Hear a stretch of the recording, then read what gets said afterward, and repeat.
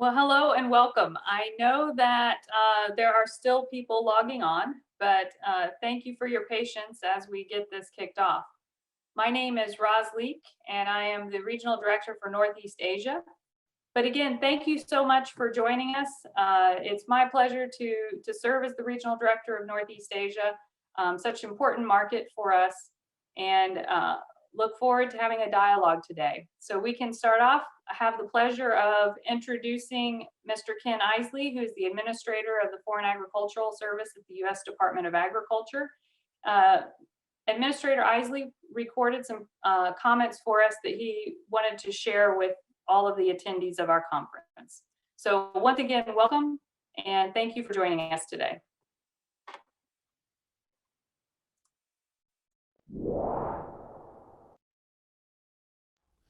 Hello, everyone.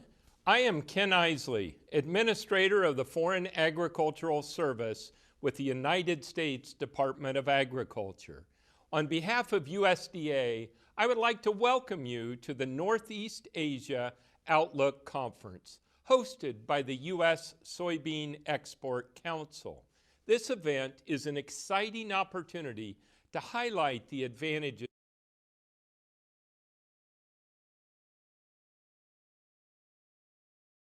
U.S. soy and to connect with valued customers from across Northeast Asia and beyond.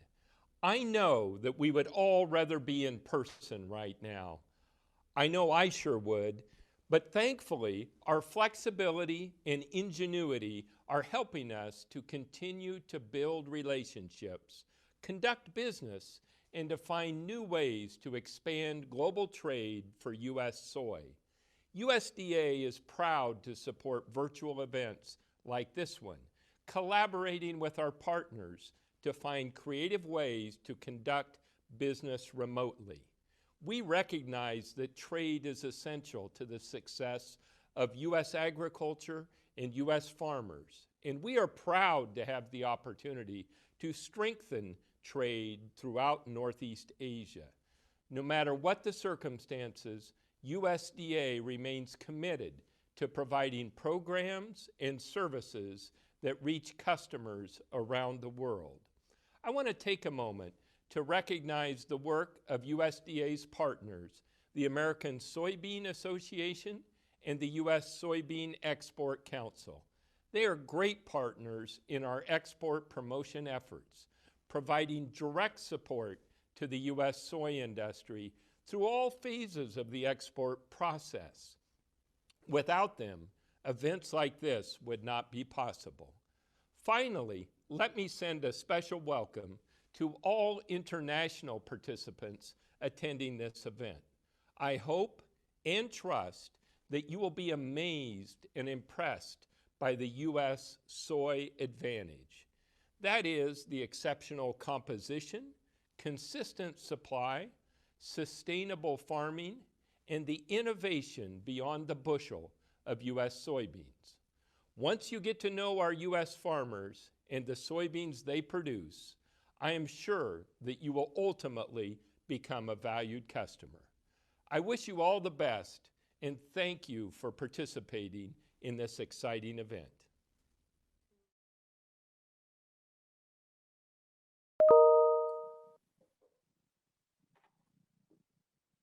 We are so very fortunate to have Administrator Isley record those comments for us and to be a partner. It is a pleasure to work with the U.S. Department of Agriculture, and throughout the world, we are able to work with the offices and the embassies in order to deliver programming and address market access challenges or any other challenges we might have. Now I have the great pleasure to introduce the CEO of the U.S. Soybean Export Council, Mr. Jim Sutter. Jim is going to talk to us a little bit today about the U.S. soy advantage and some of the different activities we have going on. So with that, Jim, I will turn it over to you.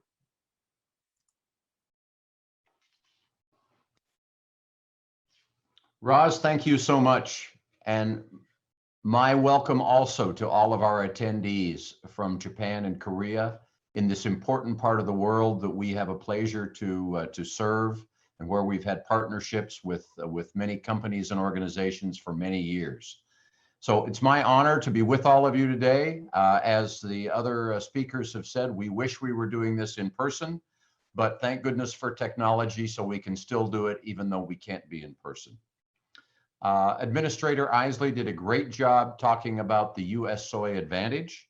And my purpose here today is to talk with you about a few key attributes which make up that U.S. soy advantage, and then some of the information and tools that we have developed to help you better understand those and utilize that information as you make decisions in your business. We believe that U.S. soy is essential, responsible, and economical, and I want to talk to you about that today. Next slide, please, Dr. Lee. So in the world that we are in right now, things are obviously changing quickly. We've been through the coronavirus, COVID-19 pandemic for now the last 6, 7, 8 months. It seems like a long time, and it is not clear exactly how much longer this will last. So it clearly requires adaptability and innovation as we go through our work. And I personally believe that people are more open to that than ever. I think everybody is looking for something new and some new way of doing things to make things better. Next slide, please. So on that subject, we would believe that not all soy is created equal, that U.S. soy, obviously we're here to talk about U.S. soy today, we believe U.S. soy has some interesting advantages, which may not be totally apparent as you just look at the soybeans or think about the normal pricing of soybeans, the normal characteristics or normal way that the trade happens. But we believe if you dig a little deeper, you will truly see that not all soy is created equal. Next slide, please. We are working on a communications campaign, and we're talking about that here today. We're encouraging people to use this opportunity, as I said, to look at things differently, to understand the alternatives that you have, to be data driven, to really understand the science, to focus on value, focus on what is good for your business. We're not trying to sell you something that's not good for your business. We want to help you make the best decisions possible. And we want to help you deliver what your customers want and need. Next slide, please. So in terms of the nutritional bundle or the nutritional profile of U.S. soy, we believe that there is an outstanding performance factor to there. We think that there are several different factors that make this up. If we go to the, if we go to the next slide, please. You will see that we have done a study, a meta-analysis that highlights these factors that I'm talking about. We've analyzed many samples of soybeans over several years. We've looked at all of the key origins, and we have studied them based upon the key factors, the chemical composition, the nutritional quality, the value of the meals that are being produced from those beans as you use them to produce livestock or for whatever purpose you're using this meal. This meta-analysis is a great source of information. And because it's done over so many samples with so many different studies, we think that the data is very valuable because it is such a robust set of information. Next slide, please. A key component that often gets overlooked when we're looking at comparing soybean meals one against the other is the energy component. And especially in today's environment, when the prices of commodities and the price of energy that you're putting into your ration has gone up, it's very important that you properly value the energy component of any soybean meal that you're looking at. So we encourage you to study that carefully. The meta-analysis will help you understand that. Another tool, next slide, please, Dr. Lee. Another tool that we have developed, and it wasn't ourselves that developed it. We actually had someone develop it. is something we call the nutrient value calculator. And it's a way for people who are in the business of producing feed for livestock or feeding livestock to take a very data-rich, data-driven look at what they're doing, and in dollars and cents terms, or in monetary terms, to determine how they should be formulating and how they should be making decisions of one origin of material versus another. I highly encourage you to look at this tool, to work with your Ussec representative if you would like to learn more about this. We will put you in touch with the experts that have created this. They, while they may be under contract with Ussec, they are not. They are independent. They're an independent business that helps people to make feed, to be efficient as they do that. And I really encourage you to look at this tool and see what kind of data it gives you in terms of making a decision in terms of what type of material to use in your feed. Next slide, please. Here's just an example of the kind of information that you will get out of that. And it will show you, no surprise, one of the reasons that we are very pleased with this is that it will show you when you analyze the amino acid profile, when you analyze the energy content, when you analyze those sort of things, you will see that US soybean meal, if you use that in your rations, will deliver more value.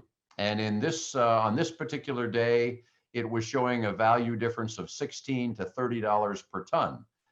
For soy made from US soybeans. It's not necessarily, this is not only soy from the US, but soy from US soybeans. Next slide, please. The other component of a soybean is obviously the oil component, and that is also very important. So we're doing studies, we're trying to help people understand, as you take the crude oil out of a soybean, and your goal is to turn that into a finished oil product, there's clearly differences between soy of different origins. So we are doing a detailed study looking at several different origins in terms of the value. One of the key components there is the yield that you receive out of your refinery. What is your refining loss? And that's made up from the FFA and various factors that go into it. We haven't quite got that finished yet, but we will have that finished very soon. And we look forward to sharing that information with you when it becomes available. Next slide, please.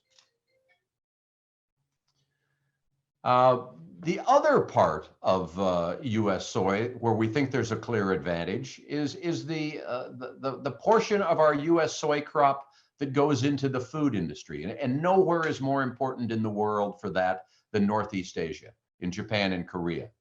The US is the largest supplier of identity preserved soybeans to your part of the world. Our acreage of non-GM soybeans is the largest in the world.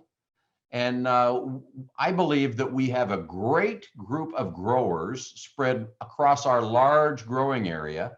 So we have a very secure supply of specialty soybeans because we're not subject to weather problems or other things that may happen in one particular part of the country. Next slide, please. This is an interesting picture, and you may have seen this before, but we think that our identity preserved supply chain is unique and is very safe and reliable. I know you'll be getting a presentation about that, or maybe a couple of them later today, so I won't go into detail. And I think many of you are familiar with that, but we're very proud of that. And I know that you can count on that supply chain to meet the needs that you have in your business. Next slide, please. I would also encourage you, if you have special need applications, special things that you need, we have a US industry. We have growers and we have a whole cadre of exporters that are ready to meet the needs, whether those are tight IP specialty crop needs or on the other end of that spectrum, bulk soybean needs. We are great suppliers of choice. And I'm so proud of our US soy export supply chain for the choice that they are able to provide. Next slide, please. Now, the other thing that I think the pandemic is really causing to happen maybe faster than it would have happened otherwise, I think consumers are starting to think more and more about where their food is coming from. How is my food being produced? And I think that's an issue that will become more top of mind for people as we move through the next few years. And I believe the pandemic has helped make that happen more quickly. Next slide, please. And what I'm really talking about is what has been boiled down to the term of sustainability. And I know some people, when they hear this word, they're not very happy to think about sustainability, because in some ways it's hard to define. In other ways, it's difficult to know exactly what people are talking about when they say sustainability. But I believe it's critical that we start thinking about that. We in the soy industry, as suppliers to companies like all of those represented at the meeting today, we need to be talking to you about sustainability, because I strongly believe that the companies you're supplying and the customers they're supplying are all thinking about this. Next slide, please. You know, every day we hear somewhere about the environmental challenges that the world is facing, whether it's global warming, whether it is unusual weather patterns, all of those kind of things, whether it's, you just name it. There are all of these challenges that we are facing. And I think it really calls for incremental and transformational change in the way that we produce crops and in the way that we communicate that to customers so they understand what we're talking about. Next slide, please. I don't have time to go into great detail on this today, but we would look forward to that opportunity if you or if other people in your organizations are looking for more information on this sustainability question. I know that sometimes different parts of organizations than our normal commodity stream are thinking about these things. The corporate social responsibility people in many organizations are looking for things dealing with sustainability that they can talk about. And I think sourcing US soy with the sustainability verification opportunities that it provides can be something for you to consider. Here are an array of things that we have we've tracked. We've got the data on. So we've improved yield in terms of bushels per acre. We've reduced the land use it takes to produce a ton of soybeans. We've reduced soil erosion. We've reduced the amount of irrigation water required. We've reduced the amount of energy required to produce soy. And we've reduced our greenhouse gas emissions as we look at that on a per ton of production basis. So we have very impressive statistics that we're able to share. And these are the kind of things that I think we need to find a smooth way to communicate to consumers around the world. Next slide, please. The other thing that I think consumers are interested in is, are we having to cut down forests? Are you having to burn down land in order to produce my food? And that isn't what consumers want. They don't like that. In the US, we've seen an increase of 2 million acres in our land devoted to forest, and we've seen a decrease of 20 million acres in terms of land in cropland since 1982. So it's over a pretty long period, but that's the trend that we are on in the United States, increasing our forest land, reducing our cropland, and thank goodness for increases in productivity. Because while we're doing that, while we're moving in those directions shown on the screen, we're also increasing our production to supply a hungry world. Next slide, please. Something that I think we will hear more about in the future is the carbon footprint that we are creating as we are producing foodstuffs. We've done a study this is a European study, but I think the results would be the same wherever we did it in the world. They might be slightly different, but they'd be close to the same. This is a study done actually by a European consulting firm, a firm that the EU government often uses.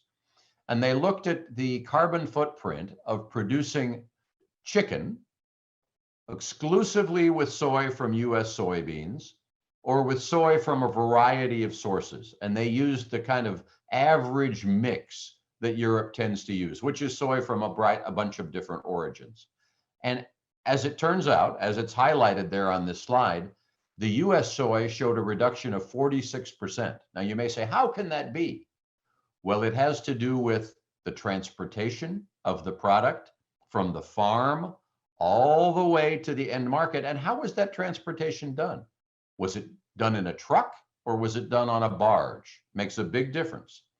Lots of other factors went into it as well, including the land use change that takes place. But all of these factors put together came up with this result. And again, we won't get into those details today, but I think it's something for you to be thinking about because we will certainly be hearing more about this, I believe, in the years to come. Next slide, please. So US soy can deliver a verified, sustainable tool for you. We have products that or you have products that are going into the market in Japan, which carry this sustainable US soy logo. We're very happy to see that happening. And I think that will be something that we'll see more of. I was in a meeting just today and someone was talking about how on a computer, you sometimes see the words Intel inside. And this is the same idea. This is a sustainable US soy inside logo. And we believe that will make a consumer feel more comfortable with the product. Next slide. So I'm back to where I started. I told you I wanted to share information on US soy about why it is essential, why it is responsible, and why it is economical. I hope that the things that I've talked about in my 15 minutes that I've used up, I hope that that will make you feel interested to learn more. As I said early on, I really believe this is a time that requires us to be adaptive and be thinking and be using data, be innovating. So please, let us help you do those things. Let us help you share information. Next slide, please. And thank you for so many years of business and for partnering. It's a great pleasure of mine to be with you today, even if it is virtual. I look forward to seeing you all in person, and thanks again for your time.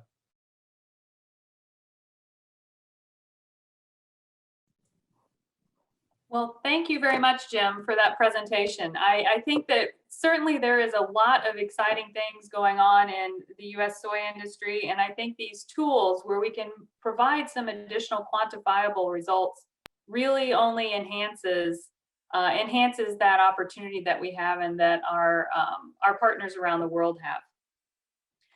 So one of the questions that often comes up is, how is that spread calculated? You were talking about the difference in what the value of a Brazilian or Argentine soybean meal versus that of US. And so what all goes into that? How does that nutrition value calculator work to spit out that number?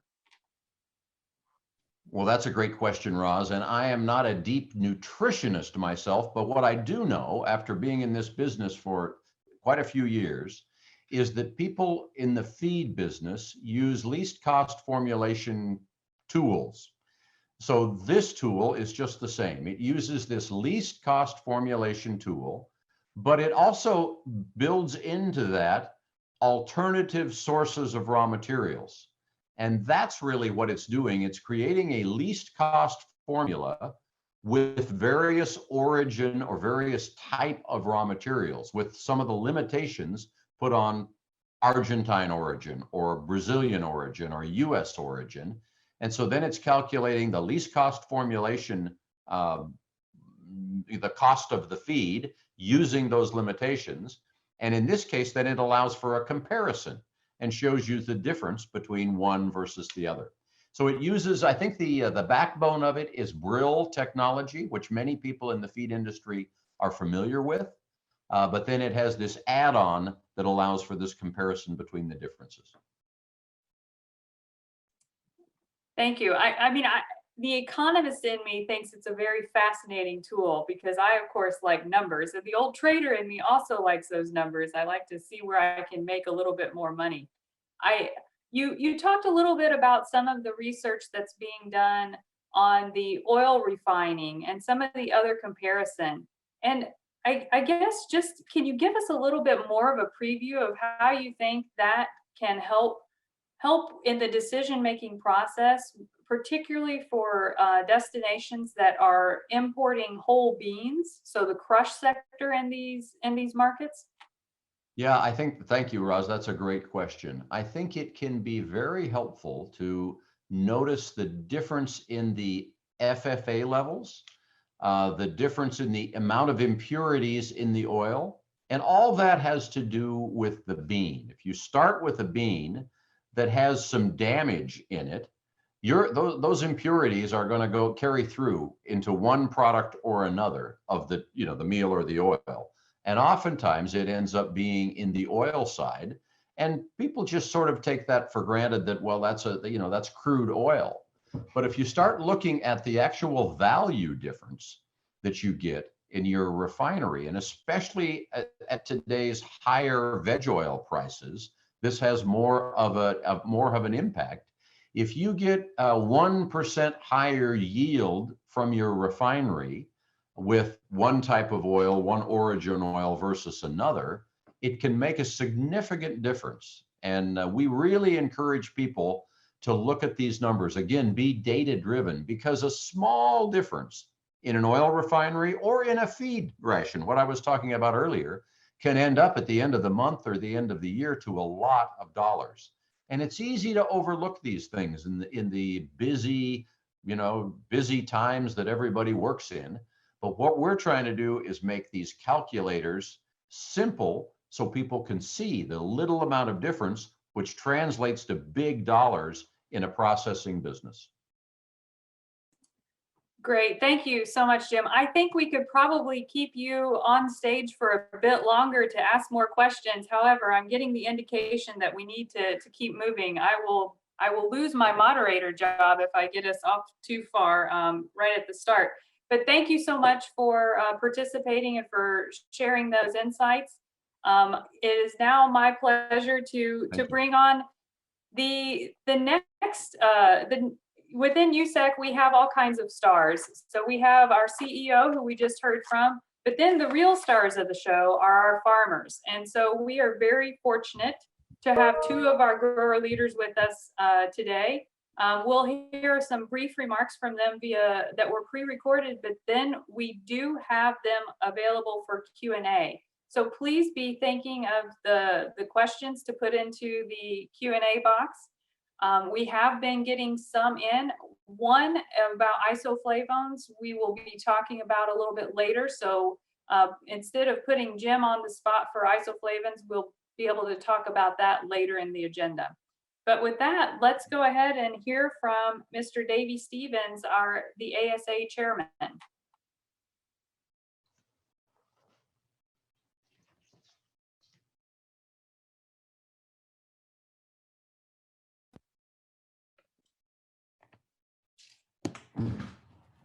Good afternoon. I'm Davey Stevens, a farmer from Western Kentucky. I farm in Western Kentucky and live on the Mississippi River. The Mississippi River is a major artery in the United States for what the shipment of grain is. Started farming in 1988 after going to college. The farm consists of about 5,500 acres in Kentucky and Tennessee. I farm it along with my wife Judy and several employees that help get the day-to-day activities done. We grow soybeans and corn, and we also have 4 poultry barns in which we use the chicken litter for supplying nutrients to the crop. We also buy other farmers' chicken litter for applying fertilizer to the crops that will be grown for the next year. The 2020 crop, which is being harvested right now, we started and had 2,500 acres of corn. That's about 1,100 hectares. Around 3,000 acres of soybeans, which is around 1,200 hectares. This spring created a challenging year due to the weather conditions in a very wet spring.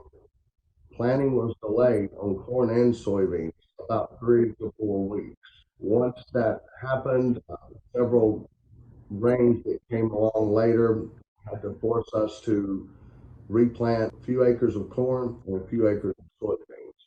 Once the crop was established and growing, it was met with duly timely rains that made the production of the corn and soybeans excellent as far as harvesting and yield. As of right now, our corn is complete and we're into bean harvest. We're probably 40% complete on the soybean harvest. Since we've gotten started, this will go pretty fast on completing harvest. So hopefully in the next 10 days to 2 weeks, our harvest will be completed. As far as our marketing, we market to several elevators. We use 2 elevators that are on the Mississippi River that will send grain down the Mississippi to New Orleans and go out for shipment to countries that make a purchase of U.S. soy. We use flat pricing, we use hedge to arrive, and basis contracts when doing our grain marketing for the coming year. We usually try to do these marketing situations several years out where we can ensure ourselves a profit. We also have on-farm storage, which allows flexibility for storing crops over the winter and being able to deliver to the buyer when needed. We run 3 combines in the harvest, and they're all equipped with the latest technology. The latest technology lets us look at the yields, the content of the grain, the moisture of the grain, and the test weight of the grain to make sure we are harvesting in an efficient manner. Our grain storage is one that I referenced earlier, and it has a state-of-the-art dryer system that lets us dry the crop in case that it's too much moisture and we need to harvest it wet before it goes to the river and to the Gulf of Mexico. I want to thank you for your purchase of U.S. soy because we're very proud and know that we have the best quality soybeans in the world. Thank you.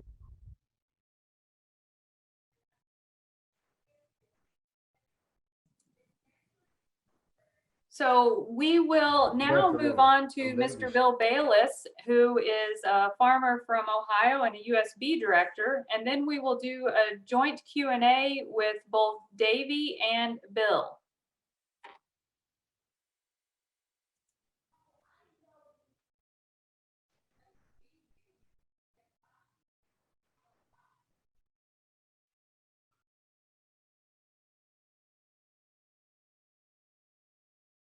Good day to you folks in Northeast Asia. I'm happy to be visiting with you today and give you a little bit about a farmer's perspective on soybeans, in particular the identity preserved soybeans here in the United States, more specifically in Ohio. Here's a picture of where my farm is located in the United States, and that would be the west central portion of Ohio. We really like to brag about the fact that our climate here is very conducive to the good growing for IP soybeans in particular. We have a particular flavor and texture that we get from our climate and temperatures here to give really wonderful food grade soybeans. To share with you, we have a great rail, river, and highway system. As you can see on the slide, the rivers in blue, the rail in black, and the highway system scattered all over. So we're fortunate we can get soybeans to you in a very efficient, timely manner. This is a aerial picture of my home farmstead where we store the soybeans and our machinery. We have a shop here and barns and some of our fields in the background. I am kind of an unusual here. I'm a first generation farmer.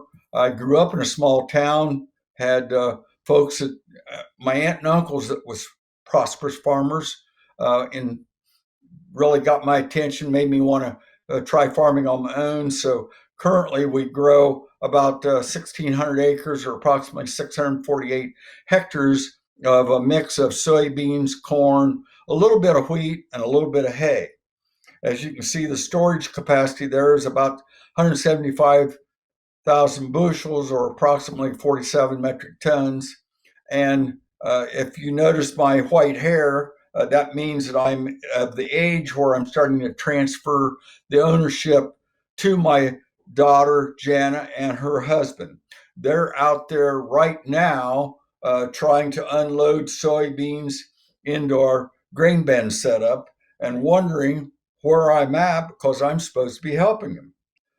We do a lot of through the process of our farming year. We very conscientious of our sustainability practices because we want to leave our farms in better condition than what we got it. So we spend a lot of time with no-tilling. We do a lot of cover crops for winter cover. We have a lot of soil conservation practices going. You can see the buffer strips there on the right. I had another picture I thought of where we leave strips along the edge of the field for wildlife cover. We have a lot of white-tailed deer here in this area, as well as quite a few rabbits, a few pheasants and quail, and my grandson is an avid deer hunter. We also have a little bit of what we call forest or woods, and we manage those with selective harvesting. So when the tree gets about 30 years old, our forester says that's probably maximum growth for it. After that, it's just old age. And so that's when we go in and he marks those, and we harvest those logs and let the sunlight into the other trees and grow up bigger for the next harvest period. This is my grandson a few years ago in my land of living. Kids at 14 and 15 shoot up about a foot overnight, and he's done that. And but grandchildren are the most wonderful thing you ever get. I'm sure that that's known the world around. So going on into the growing season, it has been a challenging growing season. Seems like 4 out of 5 years are challenging, but this year we started out planting late, but we did finally get everything planted. Then we hit a dry spell in the middle of the summer. Then we hit a wet spell just when we was wanting to start harvesting. But then finally, the last week, we've had beautiful weather. We're down to about 2 days left on our soybean harvest, and then maybe another week on our corn harvest after that. So we're just really enjoying the perfect harvest weather conditions right now. Our soybeans surprised us. They are doing better, even though we had late planting, dry summer. The yield is probably about 5% better than what our normal yields are. So we're very pleased with that, and we would just like to, as farmers in Ohio, we're always conscious of any time in November we can get a snowstorm. So we're real anxious to get the soybean particularly harvested during this nice weather spell we've got right now. As far as our marketing plans, we finally got all of last year's crop delivered just a month ago because the prices were so low. But now in the last month, prices have started coming up. So we're really getting to a place where we're probably going to start pricing this crop that we're harvesting right now a little bit at a time. Hopefully the prices will continue to work up, and that will put us back into a profitable position. So particularly on the IP, identity preserved soybeans, I really enjoy growing them because they take the extra challenge of management, and I enjoy the extra work there.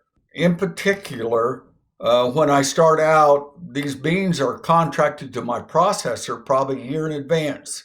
So my processor knows what variety that the buyer is really interested in.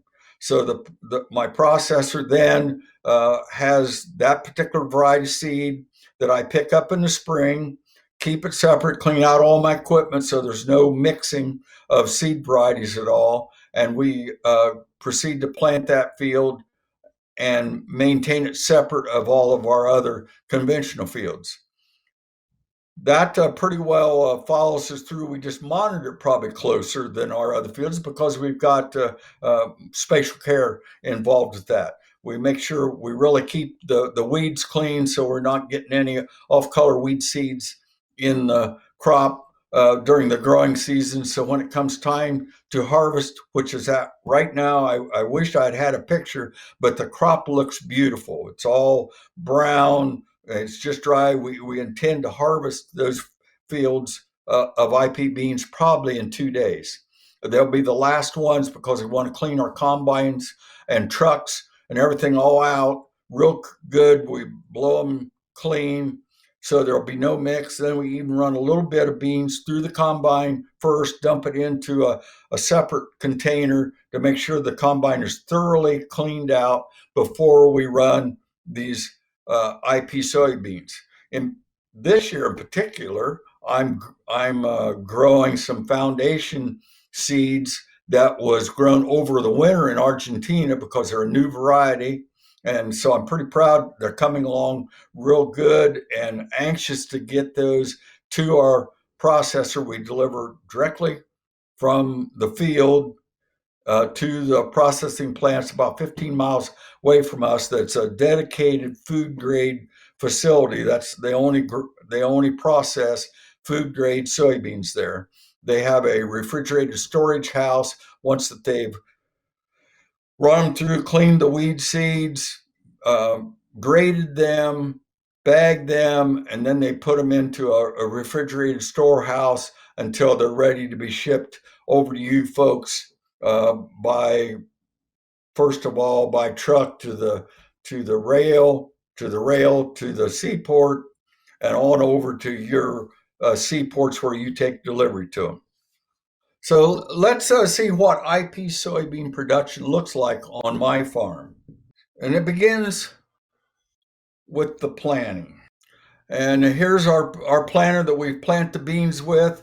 But really, one step before the planter is when we go to our seed supplier and pick up that particular variety, because we know you buyers, you like different flavors, different size, textures, light helium or dark helium beans. So we've got our seed now. We put it in this planter. This is a no-till planter. So as it goes across the field, it's putting right in. You can see the old corn stalks there, and we get the soybeans planted. And then after we've waited about a month and a half, as these beans here, things are growing good, and I'm in there spraying it there with my sprayer. That sprayer is a 120-foot wide spray boom. And that's how we control all the weeds because we want these to be perfectly clean beans, particularly for the food grade beans. That's of utmost importance. After we got it sprayed, this is probably about getting close to maturity. Not quite. The leaves haven't started changing yet, but this is an ideal field of soybeans right beside my grain bin setups. And you can see there now, I'm kind of a short fella, but those beans are just beautiful, lush, with heavy pod soybeans. This is the goal that we're shooting for. We finally got to where we're at right now, harvest time. Doesn't that look good? That's our payday. When we're out here running the combine, you see the clean beans there, no weeds to speak of in the background. Dust is flying off the back of the combine. And there's our what we call our grain cart that runs alongside. The combine keeps right on moving. And as it's harvesting, it will dump into that grain cart. That grain cart will then run over to the edge of the field and dump it in the truck. In the meantime, the combine keeps right on running. So we try to get as much accomplished as we can in short order. They've dumped it into this truck. we pull into my home bin site here, and we've got a dump there underneath the truck, and goes through an elevator, or we call it grain leg, takes it up to the top through these pipes and so forth to the top of the bins, and runs it over into one of these different bins. We can pick which one. So we'll run our food grade beans and keep them separate of all the other corn, beans, wheat that we grow on the farm. So we want to keep that purity there separate, because we're very conscientious of the quality involved in this crop. That's kind of a soy food crop update, and we end up with this end product as well as soy oil, and then it's mixed into all the different foods that we all enjoy. So thank you again. Have a wonderful day.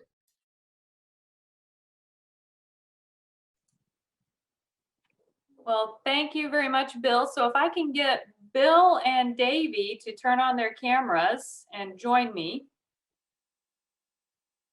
We are getting a few questions. And so Davey, I see you, and my first question was for you.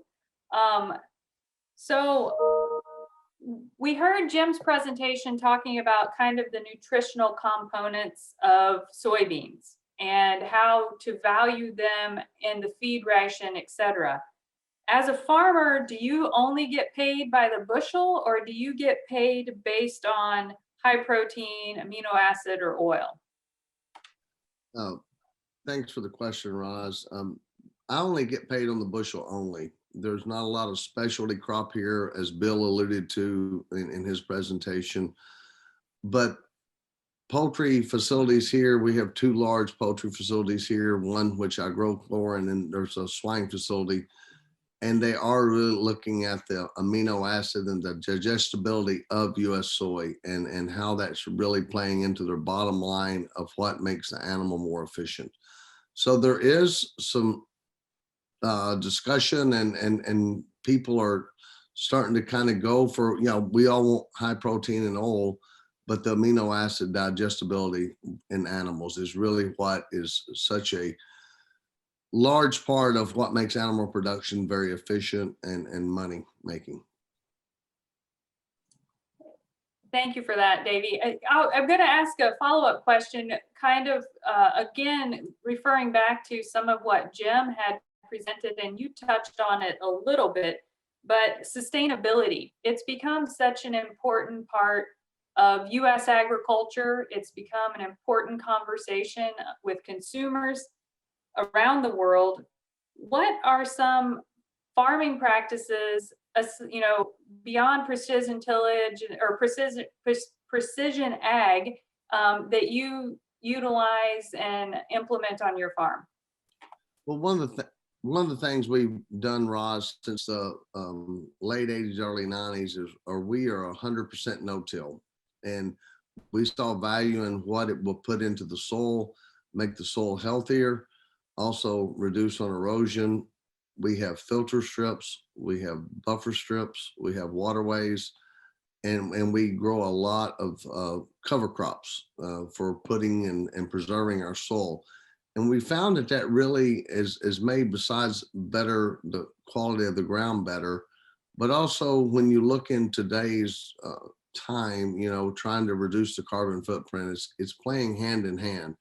And so when you really look at the sustainability of most farmers, which, in my area that have had this adapted several years now, that is one thing that is just done without even a question of what the value is. And that's one thing that not only myself that I've observed over the years, but other farmers in my area are seeing such a value that really, we never were visionary enough to see what the carbon footprint would be, but we're seeing that we're also making a difference in that conversation. Great, thank you, Davey. I think that you're right. That is an ever increasing important part of the discussion. And, as we're looking at SDGs and a number of different sustainability initiatives. Yes. Bill, I'm going to put you on the spot now. So a question for you that came from one of our participants is about how do you verify and separate non-GM and GM? Is this something that many U.S. farmers deal with?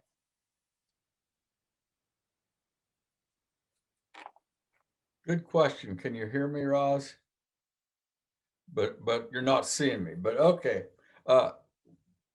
Back, I know the video vocal was a little sketchy there when I was in my video, but we're very careful when we pick up our seed. So that's a verified seed that the customer has said they wanted. So our processing plant that we work with has that seed separated. We go get that seed, take it directly to our planter. As I mentioned in the video, then we've made sure we've cleaned our planter out of all the other types of seeds that's in there. So we have a clear, clean variety that we're planting.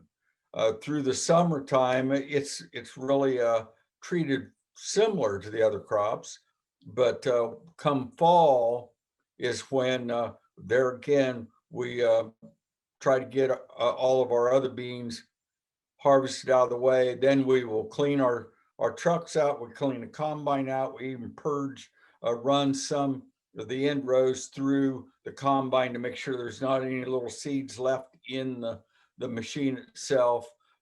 And then that goes into that clean truck. Instead of going into our storage facility at home, normally we take it right straight to the processing plant. So that saves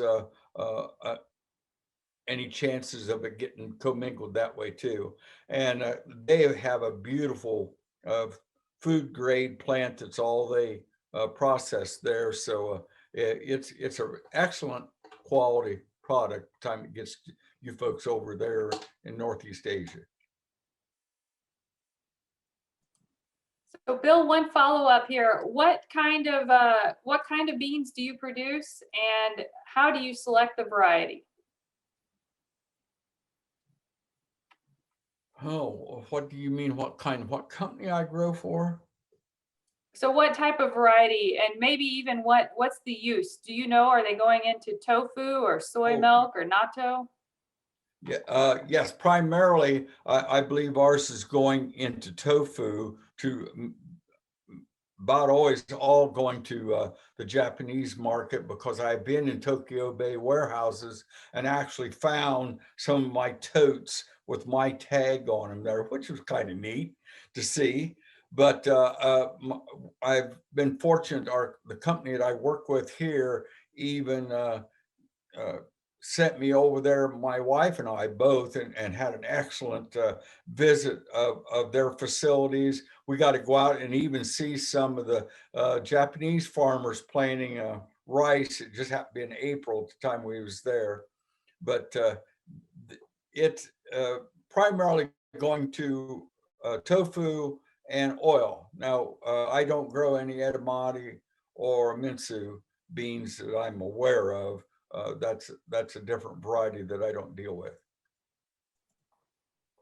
Okay, well, and I know we're running just a little bit behind, but I'm going to take the moderator's prerogative here since we've got our farms. I'm going to give you each one last question. And Davey, we'll start with you. The market has been going quite hot for soybeans here lately. So right now, you're still harvesting this crop, but what are your thoughts about planting intentions for 2021? Good question, Roz. And it's always good to really look and appreciate our export market, which is the Northeast Asia buyers and the rest of the world. But the demand is truly one thing that is really showing its face right now with what the U.S. quality soy is. So we have about 3 to 4 more days of harvest, hopefully, fingers crossed. And then, but our full intentions of next year is to continue the rotation. And we go back to the conversation, Roz, the sustainability. We usually rotate our crops 50-50, but it is certainly very lucrative with the way the demand for soy is right now, not to go back with a higher amount of soy, but as of right now, we will probably just rotate 50-50 unless something changes drastically. But with the market, anything can happen at the snap of a finger.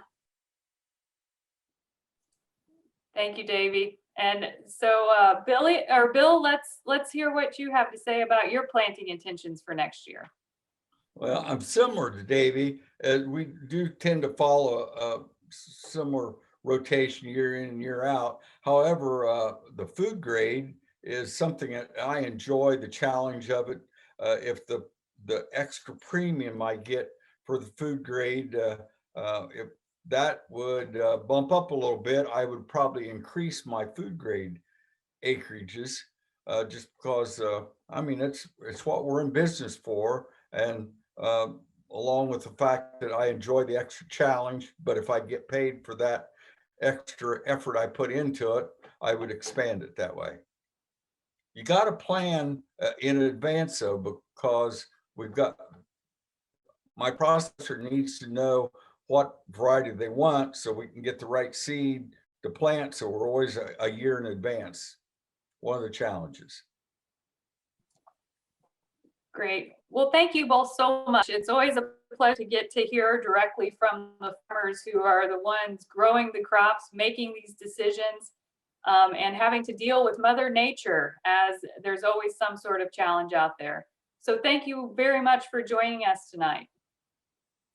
Thank you, Roz. Glad to be here.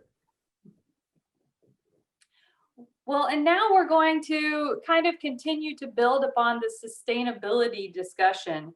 So we are very fortunate to have Masafumi Nakagawa from Miki Corporation, who is going to talk to us about the U.S. soy sustainability and how they use the soy sustainability assurance protocol, as well as the logo that you mentioned, that Jim mentioned earlier today. Around the world, we have about 40 companies putting this logo on more than 1,000 products, and that continues to grow every day. There is certainly a demand for sustainability and verified sustainable sourcing. And so I think it's very interesting to hear from some of the practitioners how they use it and why they use it.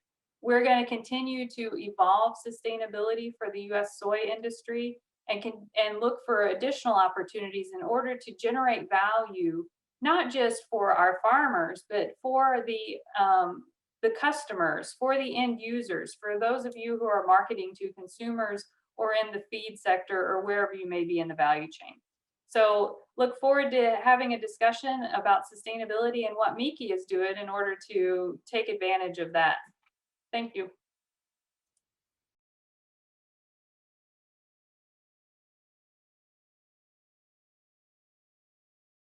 気象時の中川と申します。よろしくお願いいたします。それでは早速、パワーポイントの方を使わせていただきまして、説明の方をさせていただきたいと思います。この度ですね、サステナビリティの取り組みということで、三木商事の中川からお話をさせていただきたいと思います。まず最初にですね、私たち三木商事のご紹介ということで、こちらに会社概要の方を載せさせていただいております。私たち三木商事という会社の名前なんですが、この三木商事というよりも三木プルーンといった方がご存知の方も多いんじゃないかと思います。おかげさまで全国でですね、認知度 90% ぐらいという形でミキプルーンという名前をご存知いただいています。それもやはりこういうテレビ CM を長年させていただいていまして、中西貴一さんと滝本美織さん、今もテレビ CM させていただいているんですけれども、こちらのでご存知になっている方も多いんじゃないかと思います。こういった三木商事がですね、プルーンをはじめとしましたさまざまな健康食品を日本でも古くから長く取り扱っている会社でございます。で、その中でもですね、我々の商品としましては3番目に歴史のある商品、これがプロテイン95という商品でして、1979年からの発売になっております。で、この度ですね、この商品、プロテイン95に我々がサステナビリティ認証マークというのを付与させていただきまして、そこに伴う理由であるとか、その実際の商品の説明を消費者に行っていったときに気づいた点なんかを今日お話しさせていただきたいと思います。で商品の特徴、このプロテイン95という長い40年の歴史を持つ商品なんですけれども、商品の開発コンセプトとしては、まず健康、自然、安全というようなキーワードがありまして、このコンセプトを守るためにですね、40年間の間、いろんな出来事がありまして、その出来事のたびにですね、いろんなスペックですね、を企画化していくと。どんどんハイスペックになっていくという成長を伴ってまいりました。その中でですね、私たちが選んでいったのがこのアメリカ産の大豆だったという形になっています。昔からもこのアメリカ産大豆を使用いたわけなんですけれども、この度ですね、アメリカ産大豆を使用したということをきっかけとしまして、サステナブル認証マークというのを付与するに至りましたという形になっています。では、どうして私たちがですね、このサステナブル認証マークを付与するに至ったかといったところの背景になってくるわけなんですけれども、私たちがですね、このハイスペックを誇ろうとして、当時、商品の改良なんかを続けてきたわけなんですけれども、常々ですね、私たち時代の価値観が大きく変化しつつあるなということを感じております。それはひとえにこのミレニアム世代、というのがですね、これから世の中の中心になっていくからだと言われています。で、彼らの価値観というところを我々なりにちょっとこちらにまとめさせていただいているんですけども、一番注目すべきはこの社会貢献意識が高いといったところじゃないかというふうに考えています。で、ミレニアム世代の価値観という形でこちら図示をさせていただいているんですけれども、ビジネスの観点から見ますと、彼らはこのハイスペックな商品と、SDGs であったりとか、ESG 投資から注目されているメーカーが出している商品、どちらを選ぶんですかということを考えてみるというところが、この価値観を見ていく一つの見方じゃないかなというふうに思っています。で、間違いなくこのミレニアム世代の人たちの選択肢はこうだというふうに私たちは考えています。いくらハイスペックでいい製品であったとしても、環境に負荷のかかる商品というのはやっぱり彼らは選択していかない。おそらく SDGs を掲げているような企業、そういったものの商品を買うことで、社会貢献をしていこう。これが彼らの考え方ではないかなというふうに考えています。これまでと180度その価値観が変わってくる例がこちらの価値観の変化というような流れだというふうに考えています。その中で私たちはこのプロテイン95という商品にこのサステナブル US ソイのマークというのをつける形にしましたということですね。ちょうど昨年の10月頃からこの商品のパッケージにこのマークを付与したという形になります。で、私たちがそのハイスペックな商品、大豆を求めていく中でですね、アメリカ産大豆に行き着いて、そしてアメリカ大豆輸出協会さんっていうのが、サステナビル認証プロトコルというのを作成されて実施されているということを知ってですね、大きなそこに興味を持ったわけです。で、今こそこの新たな世代にその価値観を応えていこうということでメッセージを使う時が来たと。非常に意気込んだわけなんですけれども、実際のですね、パッケージデザイン、こちらで見ていて、この展開図はこちらにスライドで示している通りなんですけれども、非常に小さくしか表示をしていません。非常にアメリカ大豆輸出協会さんにはちょっと申し訳ないんですけれども、小さくしか表示していないんです。これどうしてかと言いますと、私たち会社内でその議論がありまして、そもそもですね、このサステナブルマークをつけるというところに関しては、これ、誇らしげにつけるものじゃないんじゃないかという議論が起こってきました。我々の商品だけが素晴らしいということではなくて、業界全体でこのサステナブルっていうのが広がっていくこと、そういうことにメッセージとして伝えるべきというふうに考えましたので、こちらはこの誇らしげに掲げるというよりも、さりげなく表示していった方がいいんじゃないかという形で、このような小さなですね、文字なんですが、メッセージとして載せさせていただきました。で、今回ですね、このサステナブルマークを機に、この商品の見せ方っていうのにもかなり今までとは違ったやり方をしていかないといけないんじゃないかと、そんなふうに考えています。例えば、この商品自体の見せ方であったりする部分も、数字や説得をしていくんではなくてですね、非常にビジュアルでご理解いただくような工夫っていうのが重要だなというふうに今感じています。でそれは次からですね、私たちが実際にこのマークをつけたことによる皆様、お客様への商品の説明ということで変えてきた部分というのをご紹介していきたいと思います。でまず最初にこのサステナブルというマークをつけるにあたりまして、サステナビリティ認証とは何かという説明を社内でやったり、我々のユーザーの方にご説明する機会がありまして、こちらで掲げているような4つの約束を行っていることですという形でご説明をしてきました。この動画を見ていただいているようなB2B の関係であれば、この説明非常に端的で分かりやすくて、だけでも十分理解が可能だと思うんですけども、一般の消費者の方々に対して、こういう文字の説明をしてもなかなかピンときてもらえないというのが実は正直な手応えでした。そこで我々ですね、実際にこのサステナビリティを導入している農場の写真なんかを入手しまして、ここではイメージという形でご紹介しているんですけれども、こういった写真たちを実際見ていただくことで、実際の風景ですね、を見ていただくと初めて実感をしてもらえるという形になりました。おそらくですね、この生産としている風景、疑似的ではあるんですけども、そういう風景を見ることで自分ことができているのではないかというふうに思うわけです。まだまだですね、日本の市場ではサステナビリという言葉だけではですね、自分ごと化として捉えてもらいにくいのが現状であって、こういったビジュアルなんかを添えてあげることで、ようやく自分化として捉えていただくことができるんじゃないかなというふうに思っております。またですね、このサステナブルな生産活動として、土壌を守るという活動は非常に重要なわけなんですけども、こちらもなかなか日本人がですね、農業というのを想像して、日本人が思い浮かべる農業のスタイルからは想像しにくい現状です。ですので、一つは日本人が思い浮かべる農業というのは水田をイメージしてしまうからじゃないかなというふうに思うんですけれども、大きく違うということで、こういった実際の雨が降った後の土壌の浸食の状態なんかの写真を見ていただくようにしますと、大きな問題だなという認識をしていただくことができます。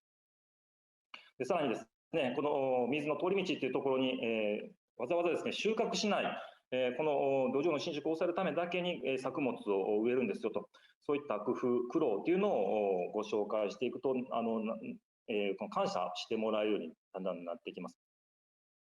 でこの植物たちを植えることでですね、土壌の浸食が抑えられるほかですね、この温室効果ガスが削減されたり、水質の向上があったり、土壌の窒素分の流出を抑える、そういったさまざまな環境のメリットがあるということを、このビジュアルで説明しながらすると、ようやく納得していただけるという形になっていました。で最後にですね、この日本の農業と大きく違っている点として、この最新鋭の農業技術が継続的に導入されている点というのは非常に驚きのポイントだと思います。でこちらもお借りした資料ではあるんですけれども、GPS やドローンというようなものを使用して、最小限の、肥料や灌漑用水を施すことでですね、環境保全やエネルギー消費を削減できる、こういうこともですね、こういったビジュアルで見るということで、非常に実感を伴って理解してもらうということができるようになりました。でこの今、表示と見せ方といったところを見てきたわけなんですけれども、最後にストーリーの方とどうしてもやはり今までとこれまでとこれからっていうのは違っているんじゃないか。これまではですね、商品の説明といいますと、その自社商品の差別化のために、このこだわりの部分に非常にストーリーの中心としていたんですけども、今後はこのミレニアム世代の人からすると、そのこだわりっていうのは単なる広告としか見てもらえないという形になります。なので、ストーリーの展開というのも社会貢献といった形のところをやっぱりキーワードとして考えていかなければならないのかなと思っています。そこでですね、我々そういった思いを語り始めたところですね、健康食品業界では初の認証マークを活用したという例としてですね、このように業界誌で取り上げていただくことができました。このようなですね、大チャンサーの方々からの評価というのがあって、初めて我々の活動というのは社会貢献としても認めてもらえるようになってきたかなというふうに思っております。このほかですね、協会様のですね、活動と我々の活動というのが、このシナジーを生んでいく、良いきっかけになってきたのは、この日経 MJ の記事でのご紹介であったりですね、日経ヘルスさんの別冊の大豆パーフェクトブックの発刊、こういったものが我々のこの後押しをしてくれまして、今非常に我々のお客様の中でもこのメッセージっていうのを強く伝えることができたんじゃないかなというふうに思っています。で、最後にですね、この雑誌や新聞で取り上げていただくのはありがたいんですけれども、どうしても一過性で、話題が過ぎ去ってしまう、そんな傾向があります。ですので、私たちはですね、この記念日というのを作りまして、年に1回必ずこのサステイナブルの重要性なんかにも振り返る機会を持ちまして、イベントを、この記念日を基軸にイベントなどが行いやすいような環境づくりも行っております。最後になりますとですね、大豆に関わるビジネスっていうのを行われている方々であればですね、このサステイナブル認証の活用っていうのは、これからの時代の大きなビジネスチャンスであったりとかですね、いうようなツールになり得ると私たちは思っています。なぜならですね、日本政府からですね、2050年までに二酸化炭素の排出量ゼロというのは表明をされております。また今後 SDGs のですね、各企業の取り組み姿勢というのが問われるような時代になっているというふうに言われています。この大豆をですね、選択する。ただそれだけのことでですね、その SDGs への参加の役割を担ったりとかですね、日本のですね、大豆業界全体でこういった流れ、サステナブルを盛り上げていくことで、それぞれに相乗効果が得られるんじゃないかというふうに思います。以上、三木商事の中側から、サステナブルの取り組みについてお話をさせていただきました。どうもありがとうございました。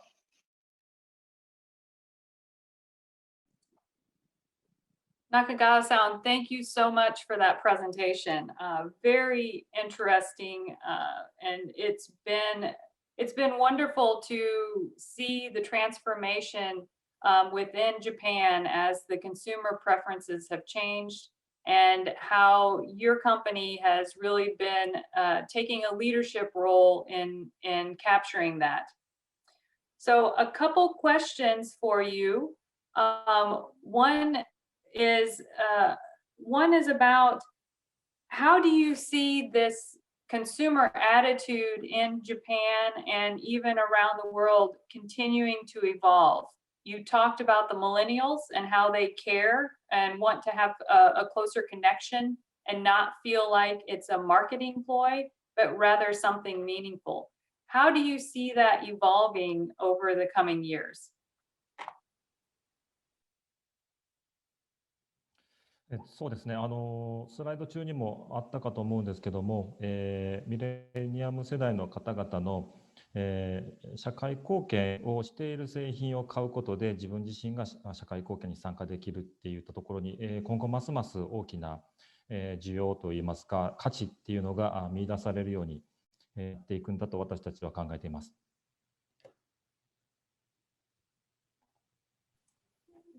Thank you. And you talked a lot about SSAP and sustainable soy and how you're using that in some of your marketing materials.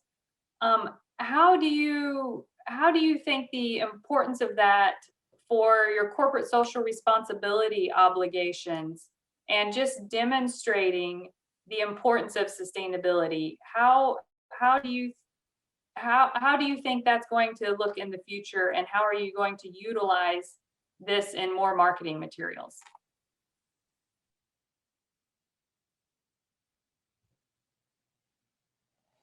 はい、そうですね、CSR といった側面からというところで、このマークの意味合いなんですけども、今までその商品の価値っていうのに関して、ハイスペックであることっていうところから、サプライチェーンのですね、可視化っていうことを行うことで、今まではなかった新しい価値観の付加をすることができます。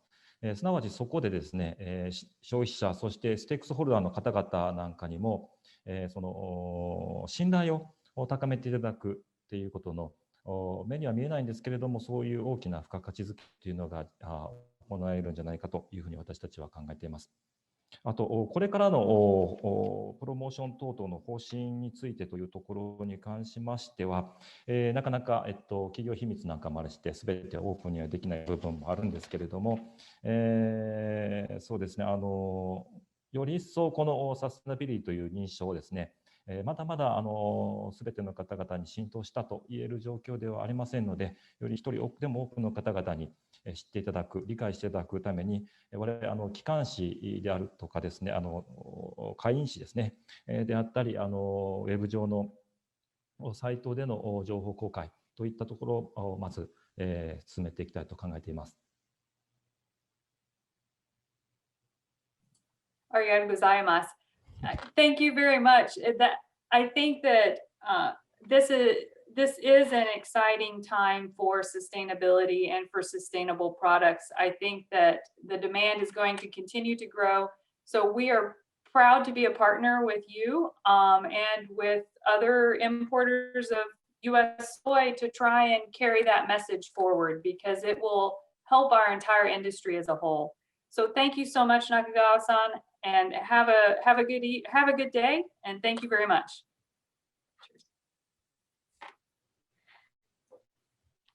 So now we're going to, I think this has been it's been an exciting thing for the US soy industry and for the Soy Sustainability Assurance Protocol. When the Tokyo Olympic Procurement Committee had announced their sustainable sourcing guidelines, we were able to get the SSAP recognized. And so we are very pleased to have Toshihiro Hayashi from the Secretariat of the Headquarters for the Tokyo 2021 Olympic and Paralympic Games within the Cabinet Secretary. So we welcome Hayashi-san to provide a presentation, and then we will have some Q&A. So thank you.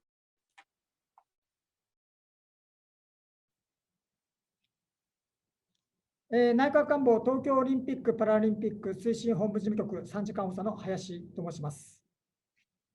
それでは東京2020大会の取り組みとサステナビリティについて説明をさせていただきます。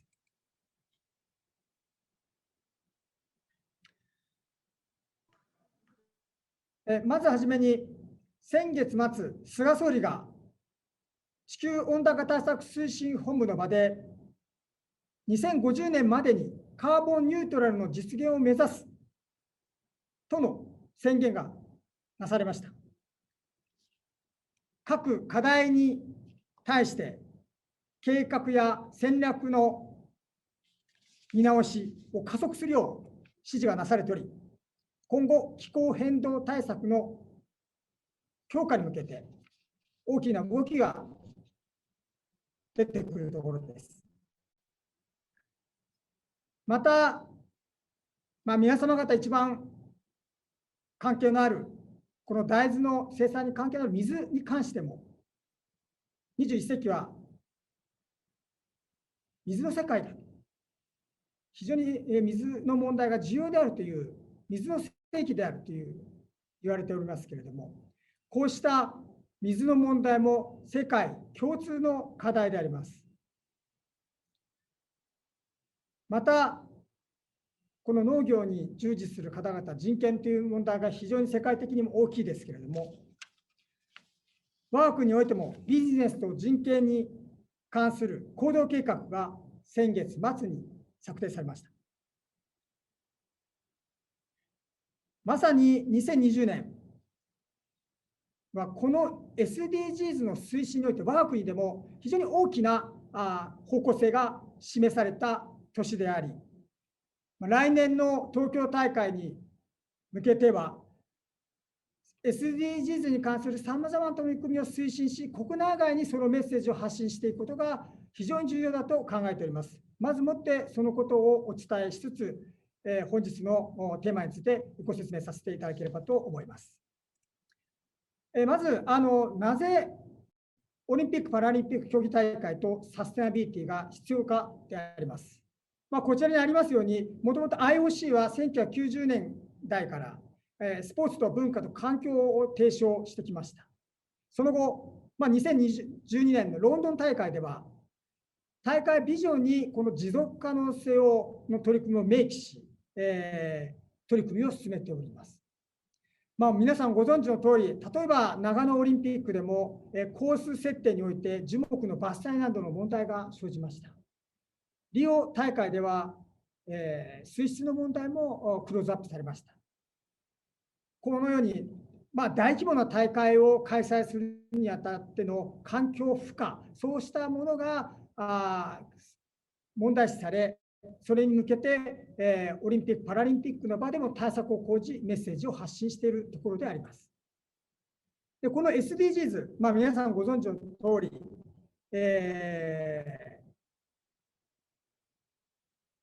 17の目標と169のターゲットが示されています。大きく分けて人権と労働の分野と、それから環境問題、こういったものが17の目標として示されております。これを受けて、東京大会でのサステナビリティの取り組みも5つの主要課題を設けています。1つが気候変動、もう1つが資源管理、さらには3つ目が大気、水、緑、生物多様性、そして人権、労働、公正な事業環境、さらには皆さんで大会を作り上げていくという意味で、参加、共同、情報発信という、この5つの課題を捉え、計画を立て、取り組みを実践しております。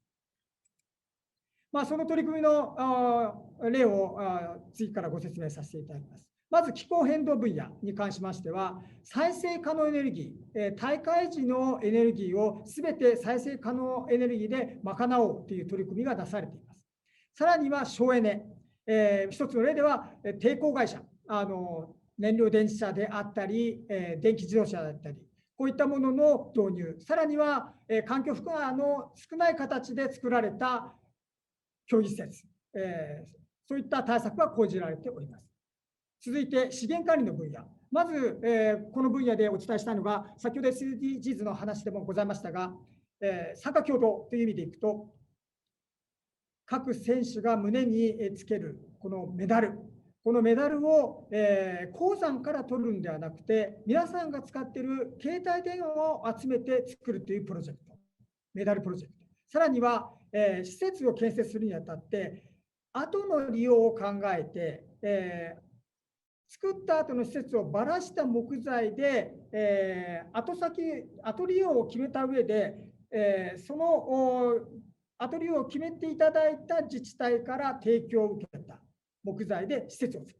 そして終わったら返すという木材活用リレー。さらには、選手の皆さんが乗る表彰台、これについて、皆さんがお使いになった家庭で使った洗剤等のプラスチックを集めて作る、こういったプロジェクトが行われています。で、大会組織委員会では、まず調達した物品に関しては 99% をリユース、リサイクルしていく。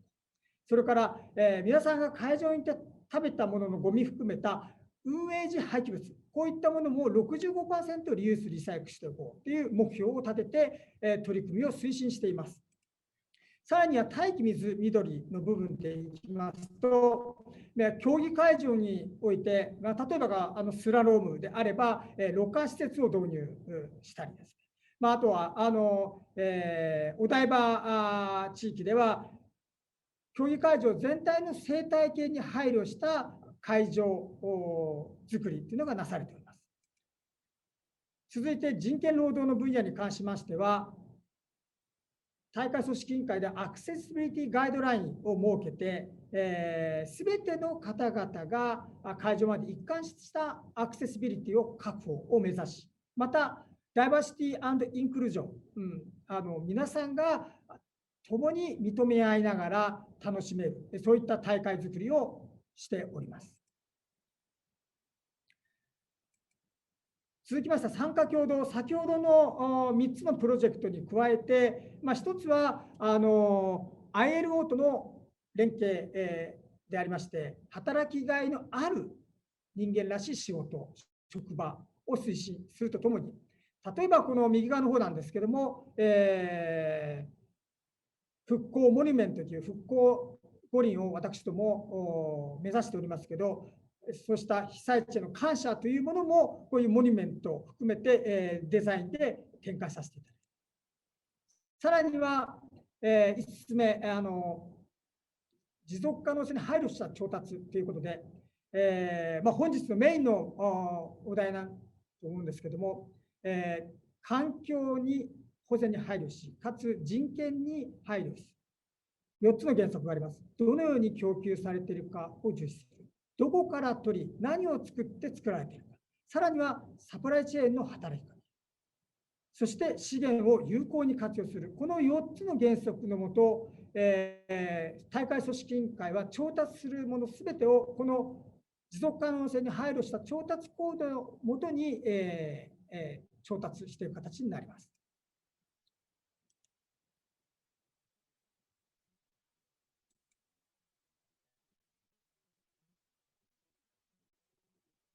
で、この調達コードなんですけれども、調達基準、サプライヤーはこの調達するものに関して、3つのこの調達基準に基づく基準を満たさなければならないとされています。で、さらに、この2ではないものなんですけども、散骨のところで、赤枠の下のところを見ていただきたいんですけども、アジアギャップ、グローバルギャップの認証を受けて生産されたものについては、これを満たすという形をとっています。で、さらに、海外のその生産物であっても、この2番の要件を満たすものについては、調達の対象にしていこうということで、次なんですけれども、この組織委員会が認める認証スキームというものを作っております。で、この中に、SSAP の商品が認証されております。つまり SSAP の商品は大会組織委員会が持続可能性に配慮した製品、農産物であるという、そういう認証したものであります。こうしたものが、大会を機に広がっていくことが大事であると考えていまして、先ほど、SSAP もそうですけれども、認証基準を満たすギャップ食材、この広がり、というのを、私ども目指しておりまして、次はですね、この私ども目指している方向性にご賛同いただいている例を何点かご紹介させていただきます。一つが、まずはこちらは、関係省庁での取り組みということで、このような形でサステナブルメニューフェアということで、ギャップ食材を活用したメニューで作った、すべてではないんですけども、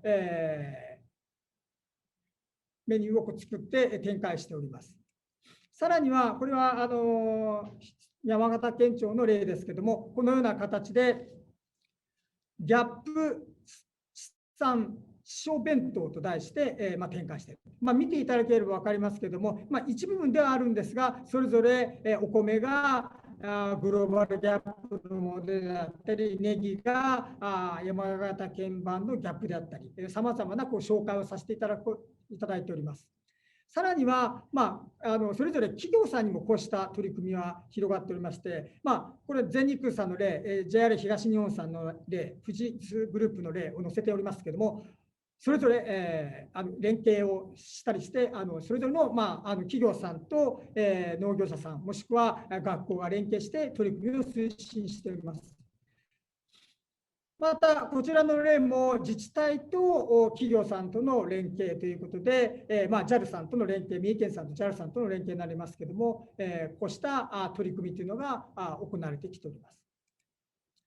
で、こういった取り組みをしっかり私ども、食も含めて展開していきたいと思っています。で、ご紹介なのが、一つはホストタウンというですね、この大会、もちろん、オリンピックはスポーツの世界最大の祭典でありますが、これをしっかりとこの機に大会に参加する207の国と日本の自治体との交流を作っていく。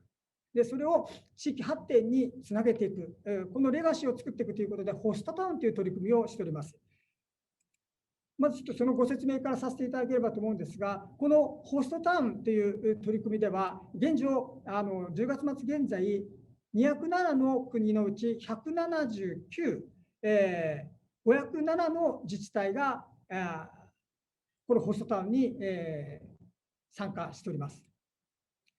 で、こちらは村山市の例なんですけども、茶道体験をしたり、地物の地産のさくらんぼを食べたり、日本食を食べたりという、そういった文化交流が行われております。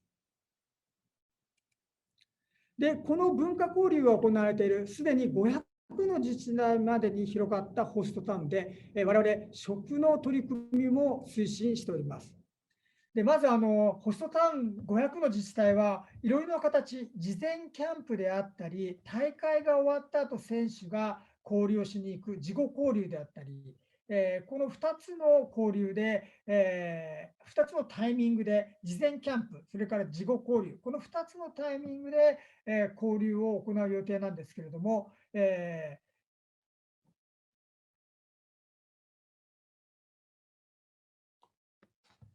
でここに記載しておりますように、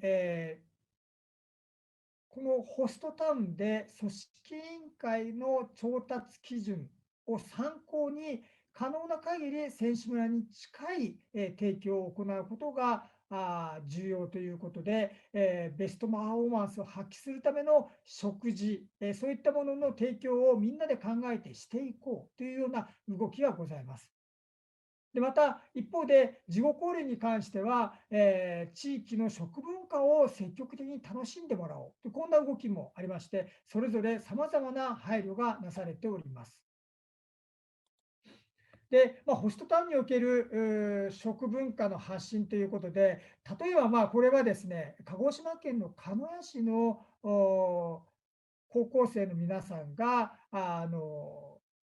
相手国となるタイの女子バレーボールチームを、K ギャップ認証を受けたかぼちゃを作ったアイスクリームで歓迎する、絵なんですけども、こうやってその皆さん方がそれぞれ自分たちの地域で持っている、この例はかぼちゃを使ってますけれども、素材、そういったものを生かしながら、どういう形でおもてなしができるのか。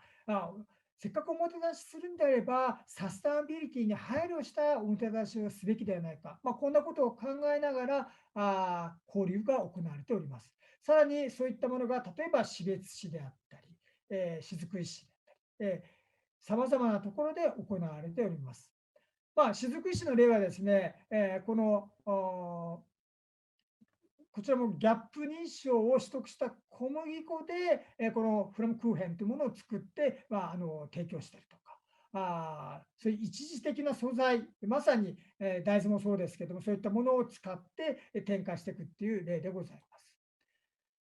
で、実はこのギャップを使った食材、こういったものをより広げていこうということで、ギャップ食材を使ったおもてなしコンテストというのを実施させていただきました。去年、エントリーを開始しまして、結果として、応募投票数10万を超えております。多くの方々に参加、さらには、投票ということで、参加いただきまして、このような形での受賞団体、を決定、公表しております。で、大臣賞を取ったところのご紹介なんですが、この例はですね、延岡学園と宮崎農大、これが一緒になって、展開コンテストに参加しています。宮崎県と延岡市の連携でドイツのホストタウンになっている、この2つが連携をしてですね、スポーツ栄養学を学びながら27種の料理を作って、展開していく。その過程にはシェフも、出来栄えを確認していただきながらこの実施した例でございます。でもう一つが、こちらが先ほどにも出ましたけれども、鹿屋市でございまして、学校法人前田学園とこの鹿屋中央高等学校とのごめんなさい。鹿屋農業高校がチームを組んでコンテストに参加しております。鹿屋市と学校法人前田学園、鹿屋中央高等学校、鹿屋農業高校等がチームを組んでコンテストに参加しております。おもてなしの様子、こういった形でプロアスリートにも試食していただいたり、しております。で、こういった企業団体、こういったホストタウンの動きなんですが、企業団体と連携した取り組みも広がっております。一つが、この画面にありますように、日本財団パラリンピックサポートセンター、それから、さらには、オリンピック・パラリンピックと経済界、協議会と連携した取り組みなど、団体との連携もありましょうし、また、こちらの絵は日本郵便による連携でございます。ホストタウンでの切手を作っています。さらには、企業さんということで、この飲食業界の例えばモスバーガーさんが、それぞれの店舗でホストタウンと連携して、モスバーガーさんはですね、ビヨンドというもう一つ内閣官房の事業にも参画いただいてまして、メニューを多言語化しつつ、さらには迎え入れる、その自治体のホストする国のメニューを作りながら、その自治体さんが行っている取り組みをこの店頭で発信したりしております。で、最後になりますけれども、今日ぜひ皆様方にお話をしたかったのが、この調達基準を満たしたSSAP 付きの大豆、この広がりの可能性というのが、このホストタウンを利用してもあるんではないかなと思っております。で、例えばですね、今日も資料に載せておりますけれども、アメリカということで、米国のホストタウンは、実はもう23の自治体がございます。ホストタウン、先ほど、179の自治体、179の国と地域と500の自治体という話をしました。実はアメリカのように、20自治体ぐらいあるところもあれば、例えば中米のような小さい国では1カ国1自治体のものもありまして、全体並べると179に対して500っていう、こういった中でございます。米国はやはり選手団が大きいので、これだけの多くの自治体が相手となっていますけれども、こういった中で、実はこの下に書かさせていただいてますけれども、さまざまな自治体がホストタウンとしております。で、先ほどのような、交流が行われております。で、自治体によっては事前キャンプで受け入れ、さらには大会が終わった後に、迎え入れて交流することになっております。で、今でもすでに、オンライン、今年はなかなかコロナ禍なので、オンライン交流がメインになっておりますけれども、来年の大会では、さまざまなおもてなしも、このコロナ禍で許せられる範囲になりますけれども、展開していくこととなりましょう。そういった中で、例えば先ほどの、モスバーガーさんのような例もありますけれども、各自治体さん、さまざまな企業団体と連携して、ホストタウン交流を行っております。ぜひ、皆さんにはこの SSAP の職員を通じたサステナビリティ、こういったものも先ほどの鹿屋市のお子さんたちが伝えているのとように、その素晴らしさをサステナビリティと一緒に美味しさをぜひ多くの方々に伝えていただくのも意味があることではないかなと思っております。2つ目はまさにですね、この食材を通じてその良さを実感してもらうことが、できるのかなと思ってますので、皆さんぜひです連携をしていただいて、この広がりというものを実体感していただければなと思っております。簡単ではございますが、説明以上になります。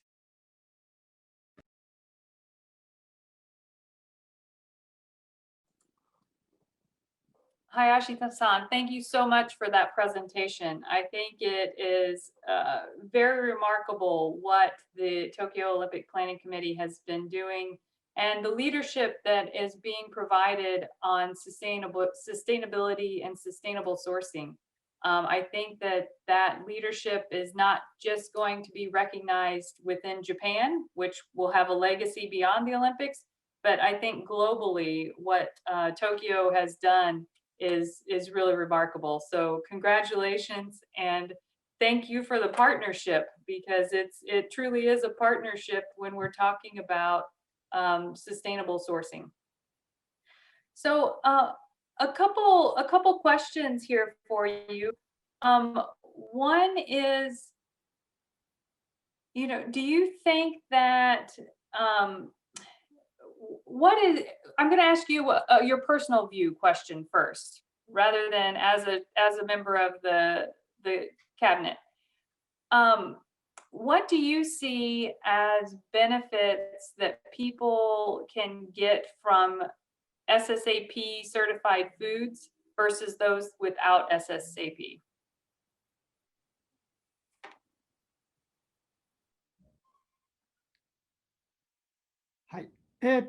お答えすればいいですかね。ギャップとの認証は、海外のこの、ギャップとの認証に関しては、海外展開するにあたって非常に重要なことだと思っています。で、内閣官房のこの事業でも、このギャップ食材を使った生徒さんの取り組みというのを、高校生の方々の取り組みを推進しています。で、ここで得られた、コメントなんですけども、非常にその、農業生産に意欲が湧いてきた、可能性が感じられたというコメントもいただいています。我が国では、農業のこの担い手である若い方々が参加していくことが非常に重要であって、私としては、社会全体がこういった SSAP 商品含めて、サステナビリティに配慮した製品、また海外に展開できる製品というのを受け入れられていく土壌が必要ではないかと思ってますので、非常に重要な方向性だと思っています。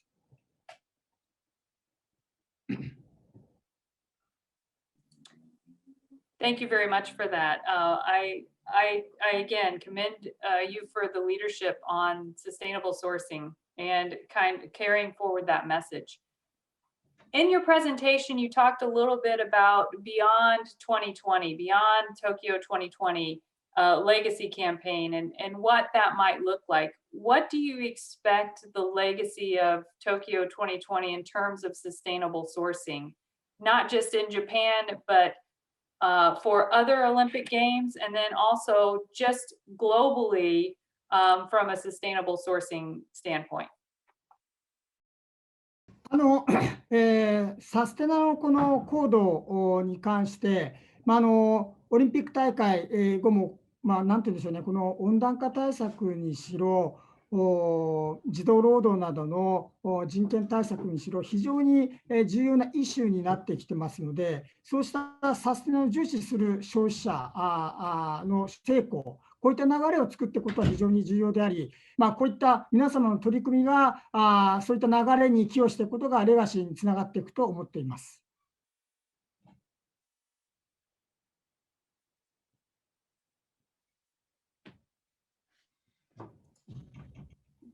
Thank you so much, Hayashi-san, for the presentation and for answering the questions. I want to be sensitive to your time because I know you're very busy and we're a little off schedule. So we will say thank you and wish you a good day and look forward to continuing to work with you. Thank you so much, Hayashi-san.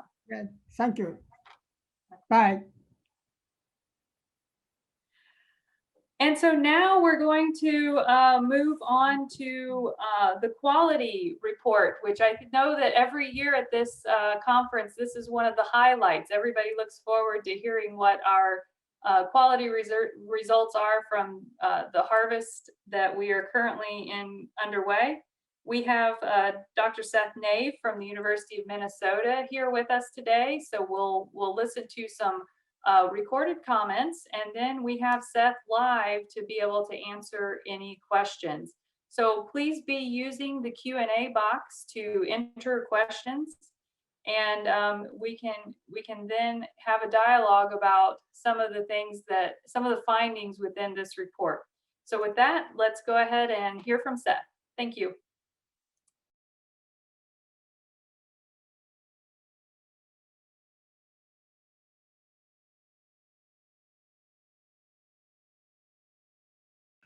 Good afternoon, everyone. I'm Seth Nave, Extension Soybean Agronomist at the University of Minnesota, and welcome again to the Soybean Outlook Conferences this November.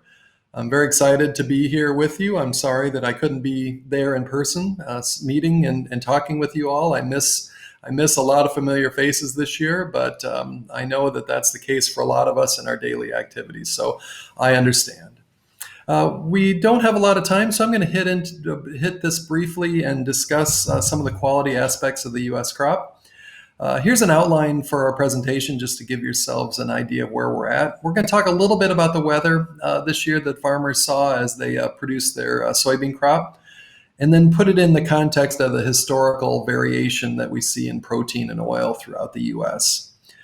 We're also going to discuss then the survey of the U.S. crop, the reason you're all here and watching. We're going to look at protein and oil, physical characteristics, the amino acids, and the sucrose in the soybeans. My assumption is that you all have a copy of the full report, the printed report that's been translated for you. Please take a look at that as we proceed through this video, or afterwards if you have want more information. There's a lot of detail in there. We don't have time to hit on everything. So mostly I'm going to be focused on the color maps that we present every year, and we're going to go through those in some detail today. So here, just a little bit about the weather. We did have extreme weather events this year, so I think it's really important to outline how those might have affected the soybean crop this year. This is a slide that I present every year. I don't change any of the text. This is exactly what we've seen in previous years, but it's important for you to understand the kind of high-level environmental impacts that weather events have on protein and oil. It's important to remember that there's a lot of location-specific environmental impacts on soybean quality. So the latitude, the overall climate, the soil type, and those long-term weather events. But there is annual variation in the weather pattern. So we're really talking about climate versus weather here. So the climate affects the long-term quality of the soybean crop. The weather impacts the year-to-year variation that we see. And most importantly is rainfall patterns.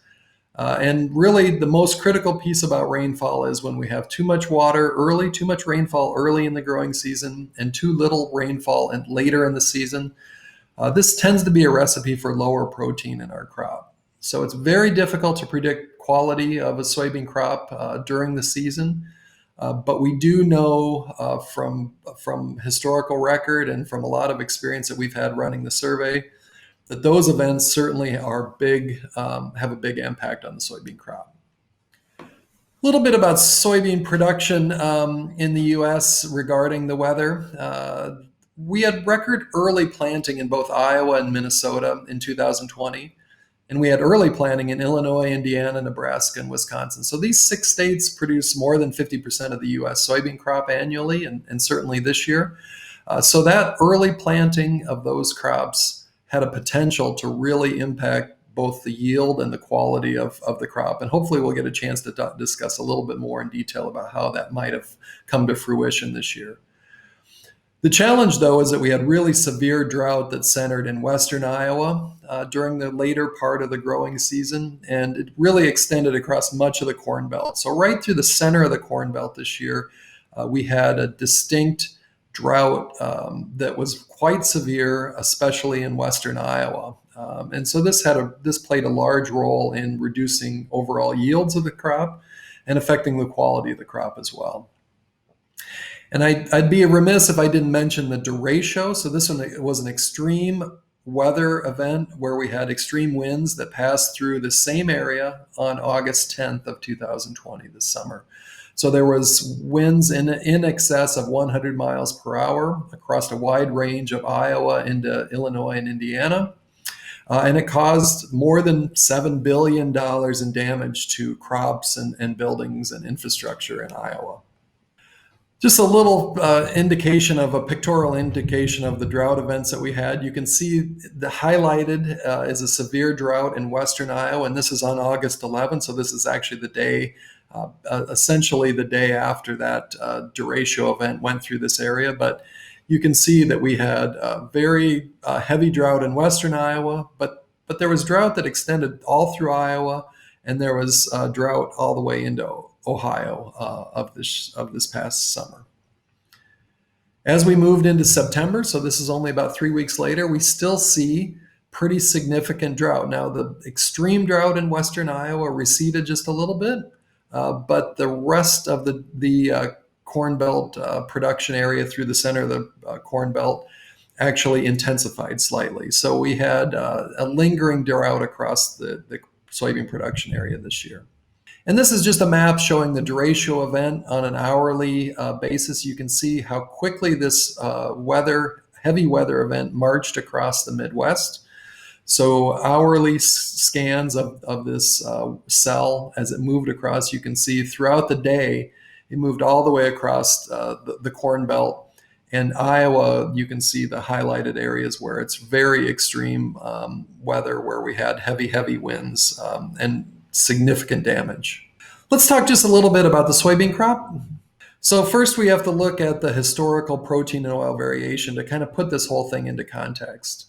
So we talk about this annually, but this is the previous 10 years of our survey. So if we lay all the data from 2010 through 2019 on top of itself, you can see the variation in protein across the U.S.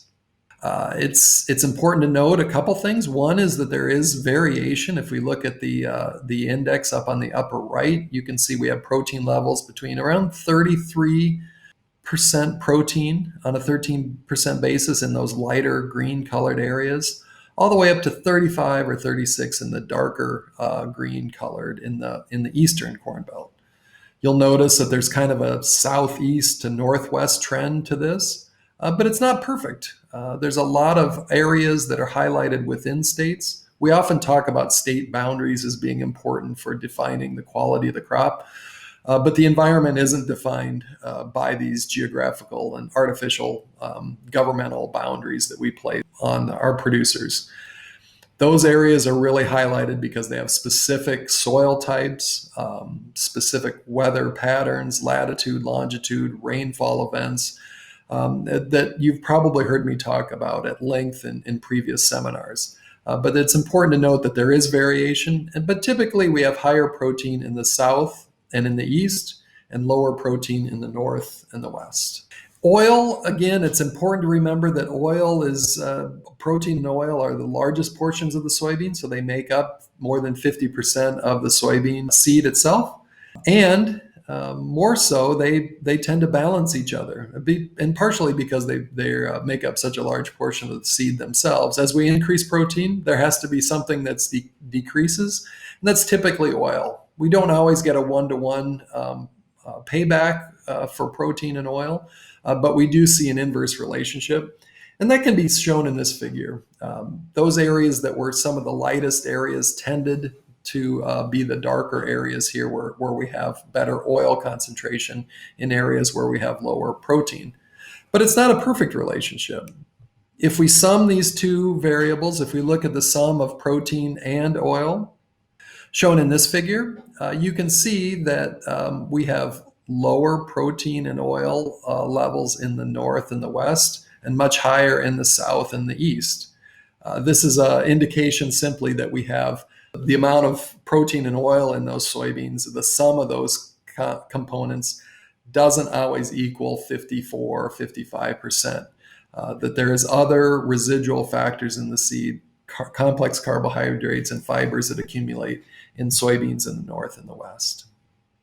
Going into the 2020 results specifically and the survey methods, as usual, we mailed out about 6,000 soybean sample kits to farmers directly. And by August 28th, we received about 1,300. So 1,285 samples were returned to us.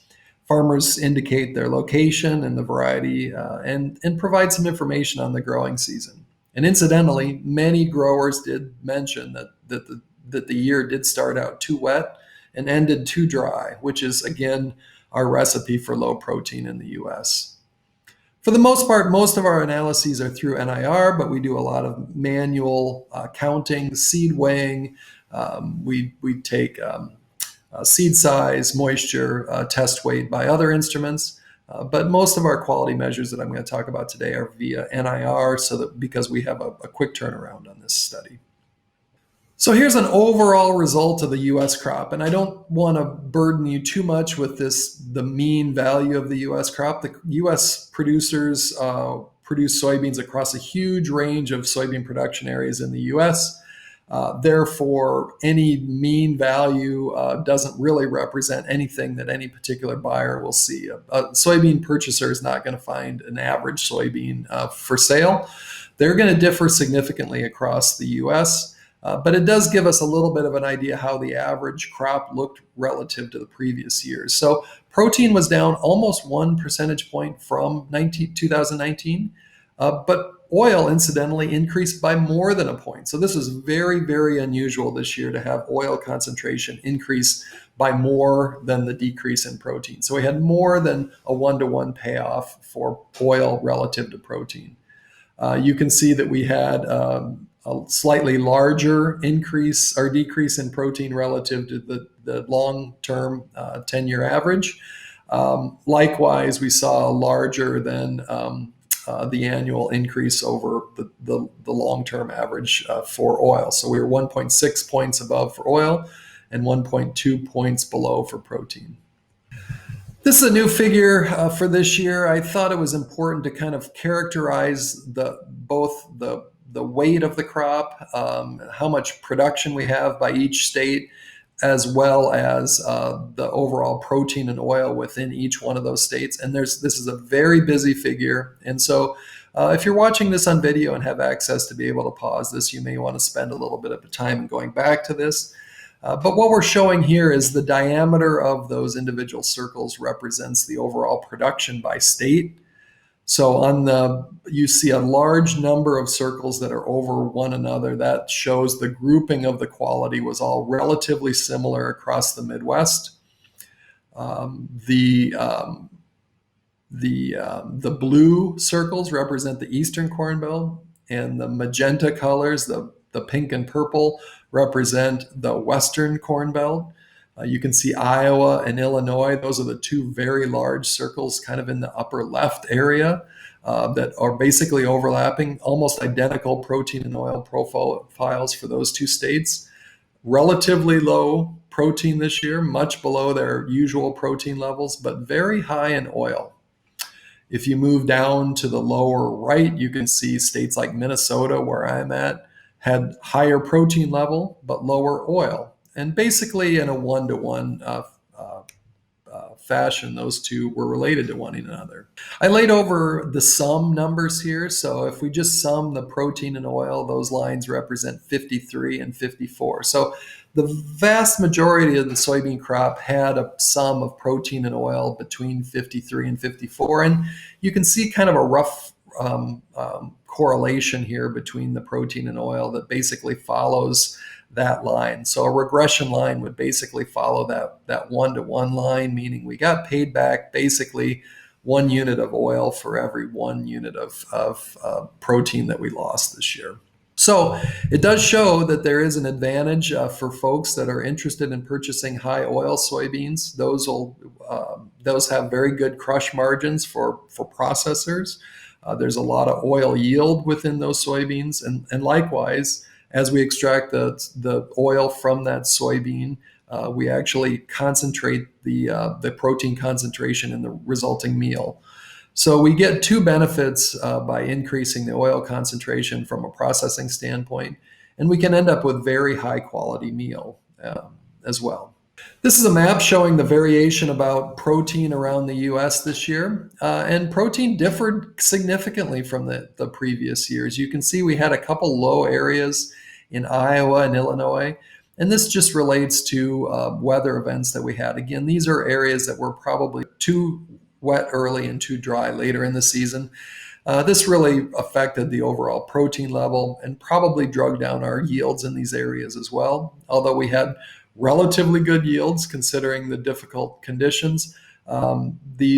Certainly these weather events probably played a factor and certainly reduced the protein level.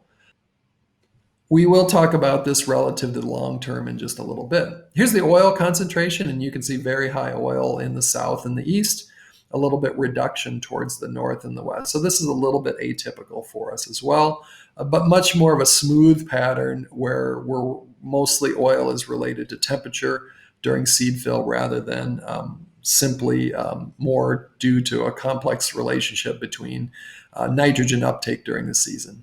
And the sum of protein and oil, again, we see the variation from south to north and southeast to northwest, as I mentioned earlier.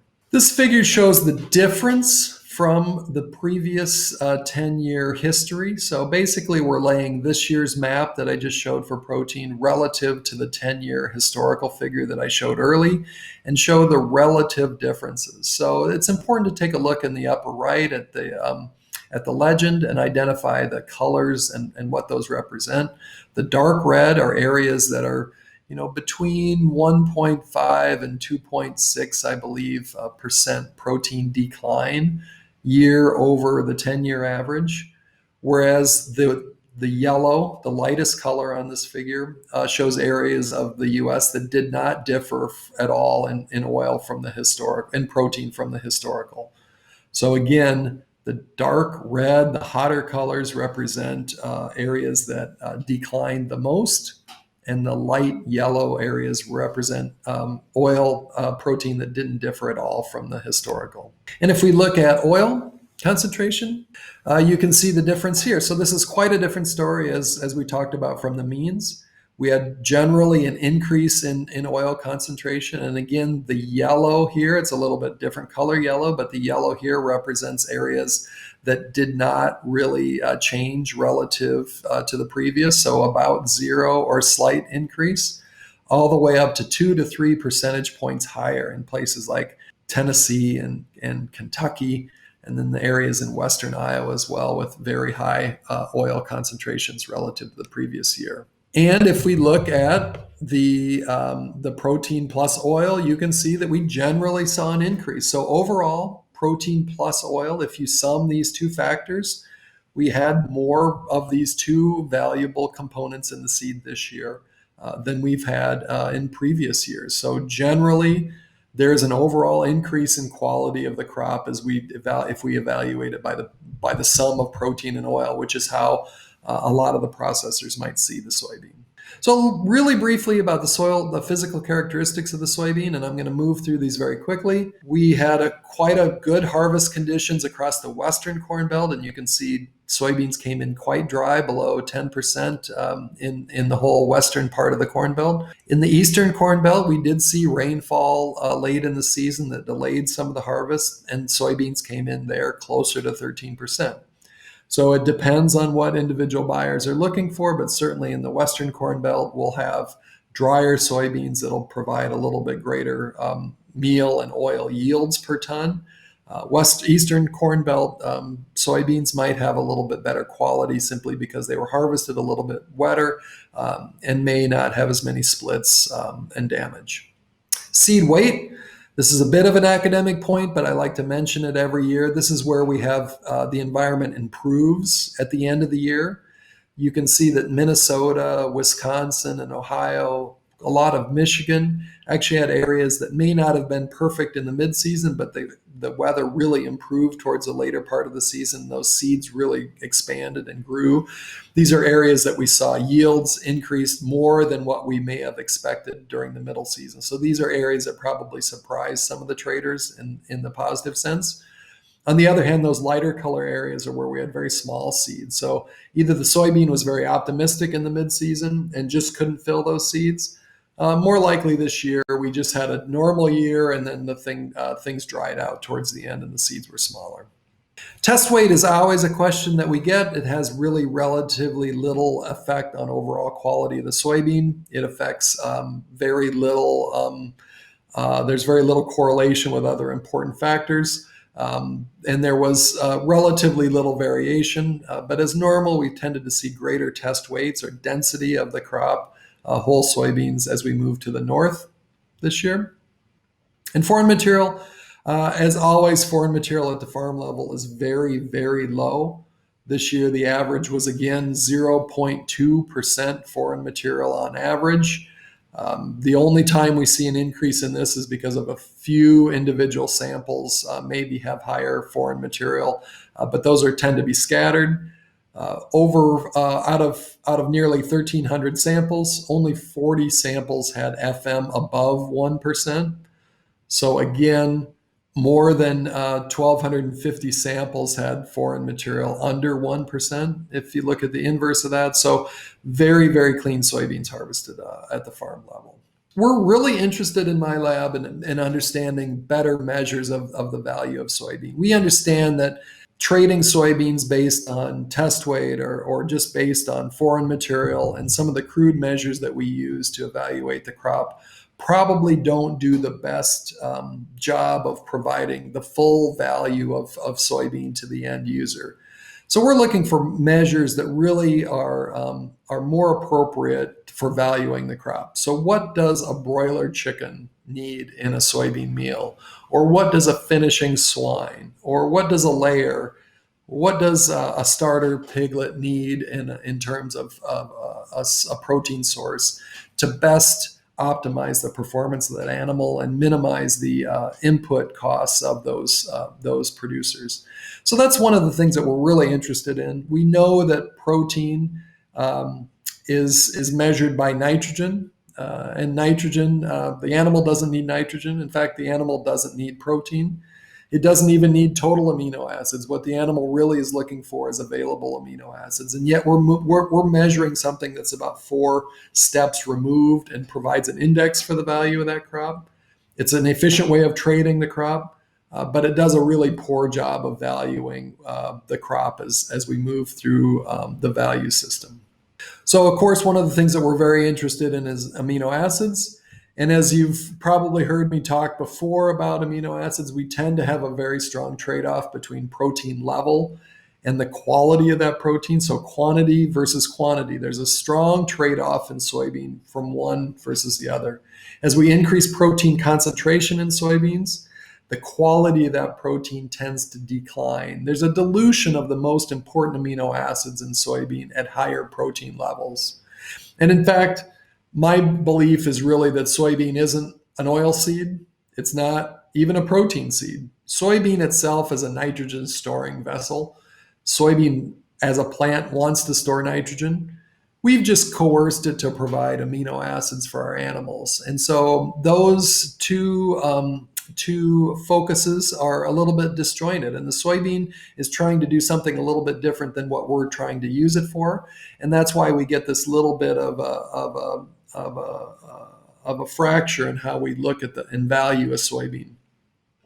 I will mention, though, that this year, because we had such odd weather, the very, very high oil concentrations that we saw in soybean really played havoc with our general trends of amino acids versus protein.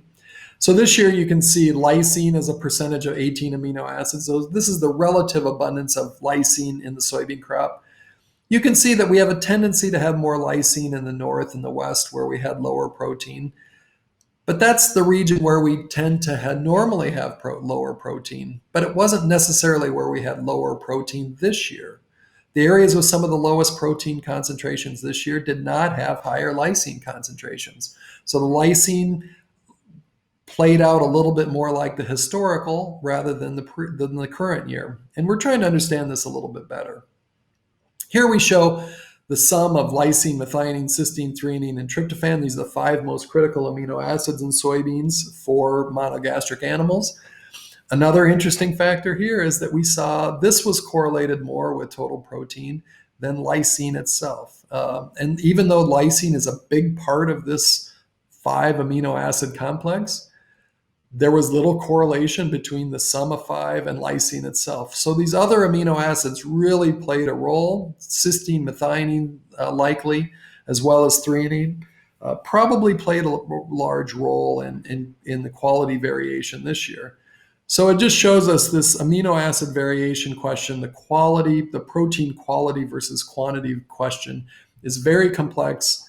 We've done some research that supports some of the things that we're seeing this year, but it shows that we just have a lot more work to do to understand what's driving these amino acid deposition in soybean seed. Lastly, I just want to mention soybean quality in terms of complex carbohydrates, especially soluble sugars. And today I'm just going to focus on sucrose. A couple factors with sucrose that are really important for us is that sucrose variation is the variation in quantity is quite large. As you can see in the upper right-hand corner again, if we look at the percentage of the seed on a dry matter basis, soybeans are this year from 3 to 5 or 6% protein in the seed. So that makes up a large portion of that residual fraction in soybean, and this is also concentrated in the meal. So as we remove oil from the whole soybeans, the sucrose is concentrated, and these numbers expand, and the range of those numbers expands. So it shows us that there's a tremendous amount of sucrose in the seed, and there's in the soybean seed and in the meal, and there's tremendous variation out there. So as traders, we need to, and purchasers and end users, even suppliers, we need to know what's in that soybean and that soybean meal so that we can better value that meal as it moves through, because we understand that sucrose has a tremendous value to the animal in terms of an available energy source, readily available energy source. And for the most part, most feeders are using soybean meal book values for the metabolizable energy contribution of that meal. But we know that there's significant variation. So it's time that we become a little bit more sophisticated and evaluate our soybeans, our meal, and our feeds in that same sort of a manner.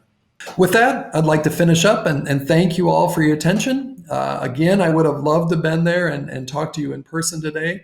But it's a pleasure to be able to present the quality of the 2020 soybean crop. And as usual, you reach out to your regional Ussec office or contact me directly. I'd be happy to speak with you or email or Zoom with you about soybean crop at any time. Thank you very much.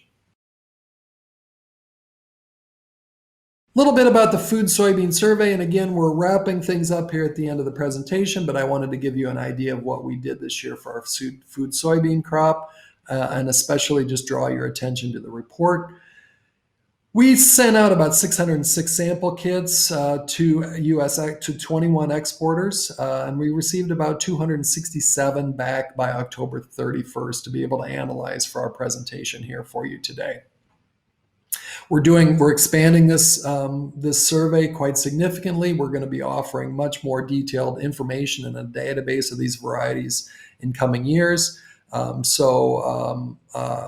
coming up later this year. So I think we're excited to show the expansive reports coming on later. But for now, this is the report that we're providing based on the data that we received from these soybean samples so far. And what we're looking at here is distribution of the seed size by region. You can see average seed size soybeans. So these are general purpose soybeans typically are often the most numerous. Again, most of our soybeans came from the Eastern Corn Belt. Most of our soybeans were from the average category. Large soybeans, large size soybeans utilized primarily for tofu type soybeans. So these are 23, 24, 25 grams per 100 seeds, or less numerous. You can see the protein levels, and we had good protein levels. They did not decline this year as much as we had seen in the commodity survey, but you also see very high oil concentration. So we did see an increase in oil concentration. This variation tended to be a little bit more damped in the food type soybeans. So clearly food soybeans are bred and developed and produced in a way to produce more consistent quality rather than quantity.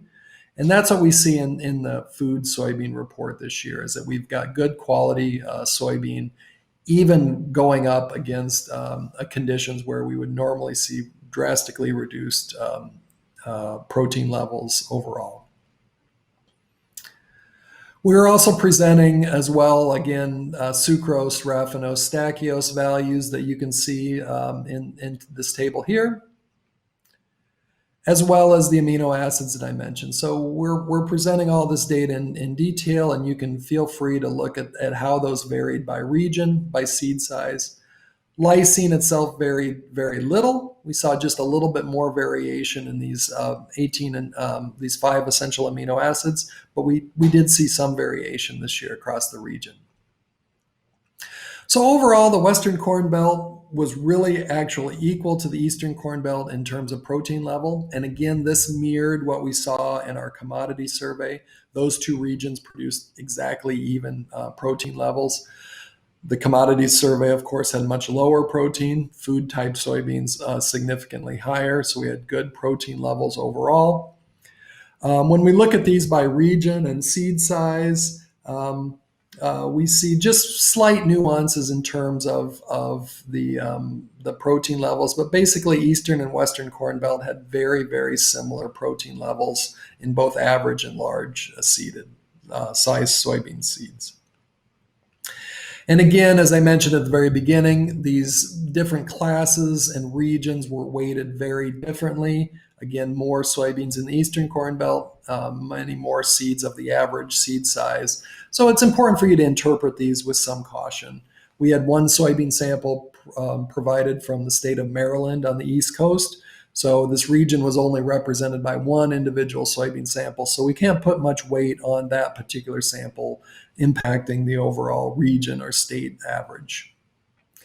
Oil, again, much higher this year than previous years in the Eastern Corn Belt, slightly higher than the Western Corn Belt.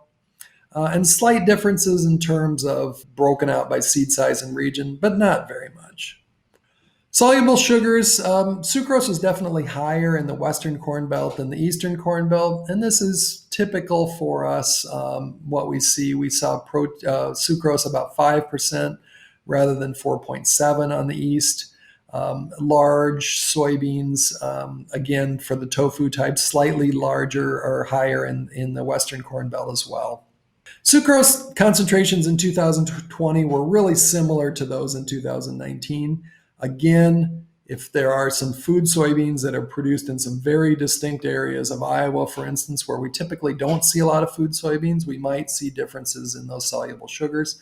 But overall, I think the sucrose levels will be pretty consistent across most of these samples surveyed. So with that, I'm out of time, but I thank you for your attention. And again, I really wish that I could have been there with you in person again this year. I've met so many great people and have made so many friends over the years that someday soon, I hope that we can meet again in your country so that we can interact and we can discuss. I hope that you have some questions for us during the panel discussion. I'd be happy to take up any of those as we discuss any of these information in more detail. Thank you very much.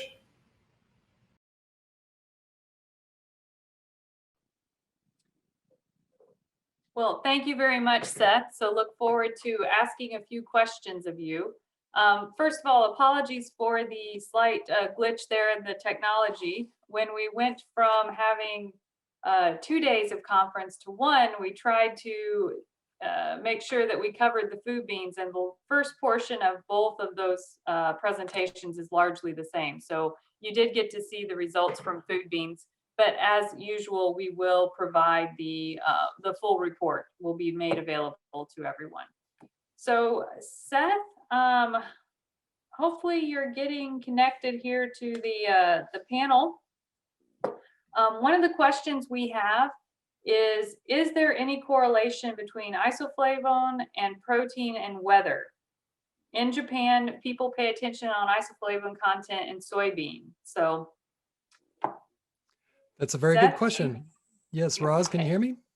I can. I can't see you, but I can hear you. That's the most important part. Well, you get the best of both worlds then. So yes, that is a really tricky question. Isoflavones, we don't actually there isn't a good correlation between protein and isoflavones or isoflavones and any of those other factors. In fact, we have relatively little information on how the environment affects isoflavones. So it's something we're definitely going to begin to look at. It's one of those things that's hard to measure. And so it's not readily measurable or readily measured, excuse me, so we don't typically measure it. But there is, again, increasing interest, and so I think we will try to do it.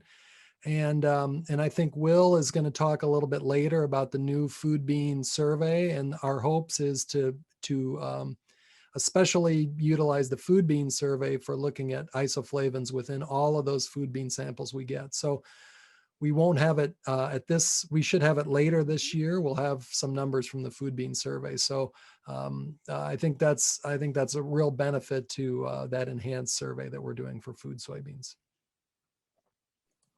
Great, thank you, Seth, and thank you for kind of the introduction to what Will is going to talk about, because I think that is something that is quite exciting.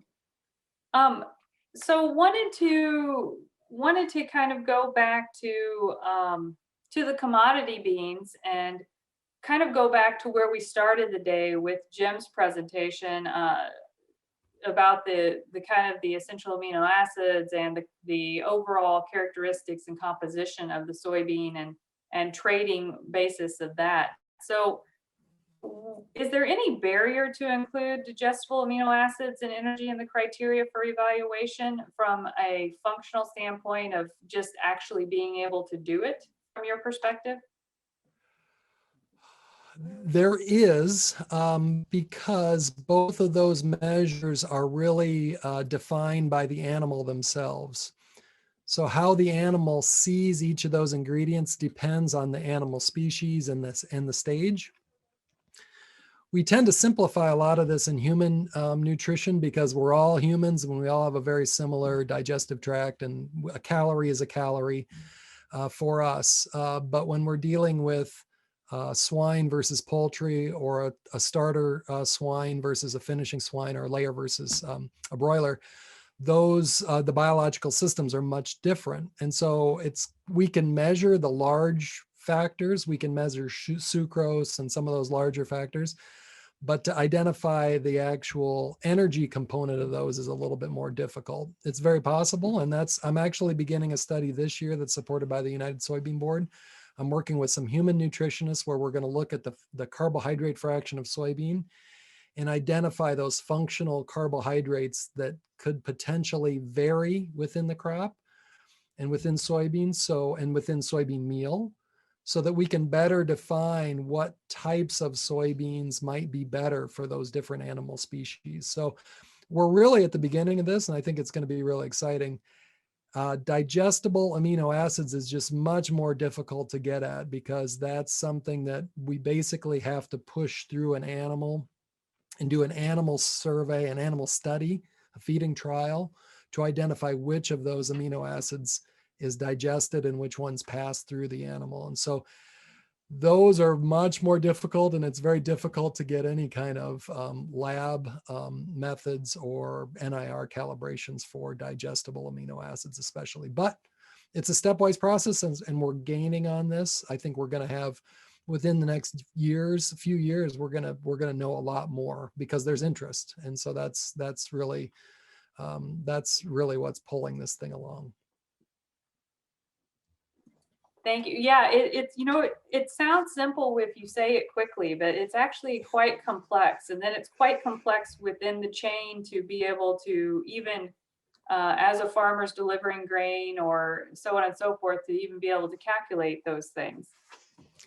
That's right. And I'd just like to mention, I'm sorry to butt in, but it's really true. We measure protein because it's easy to measure. We measure moisture because it's easy to measure. We've been giving you easy things. It's the next step is we're looking for these measures that add more value to the end user, that are more complicated.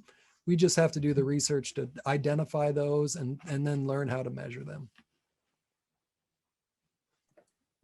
So Seth, thank you for that. And I think you're right. It is something to where it's natural to kind of go to the easy button, right? And so that's what we've traditionally done, but there's a more complete answer there. And so we need to try and figure out how to get that. Going back to the food bean question, or food bean report, are the factors that affect commodity beans the same factors that affect food beans, or is there differences in how much of an impact the geographic position and weather play? How does that work out? Because it seems like there might be some differences here. Well, it's a great question, and I think the commodity survey gives us a really nice backbone. That's why I spend a lot of time. Had I given just the food bean report part of this, you would have noticed that the bulk of it was actually the commodity presentation, because it gives us the lay of the land, what factors increased and decreased protein. And honestly, the commodity soybean type is a little bit more sensitive to those kind of environmental factors that increase and decrease protein. Food soybeans have been bred to be more resilient for those factors, because those have been bred specifically for those traits in mind. The breeders have known that end users want a minimum protein level or a minimum size or maximum size, a certain amount of soluble carbohydrates. So that's why those soybeans may not yield quite as much, but they have put their priorities, if you will, into those quality parameters. So the weather events that affect the commodity soybean crop affect the food soybean crop similarly, but it's buffered a little bit. We don't see as much variation as we might see in the commodity side. It's going to be smaller. Thank you, Seth. Yeah, that's what it certainly seems that way. And so, obviously with the commodity beans having a much larger N, we also have a little bit of a larger sample size. And so things kind of smooth out a little bit more as well.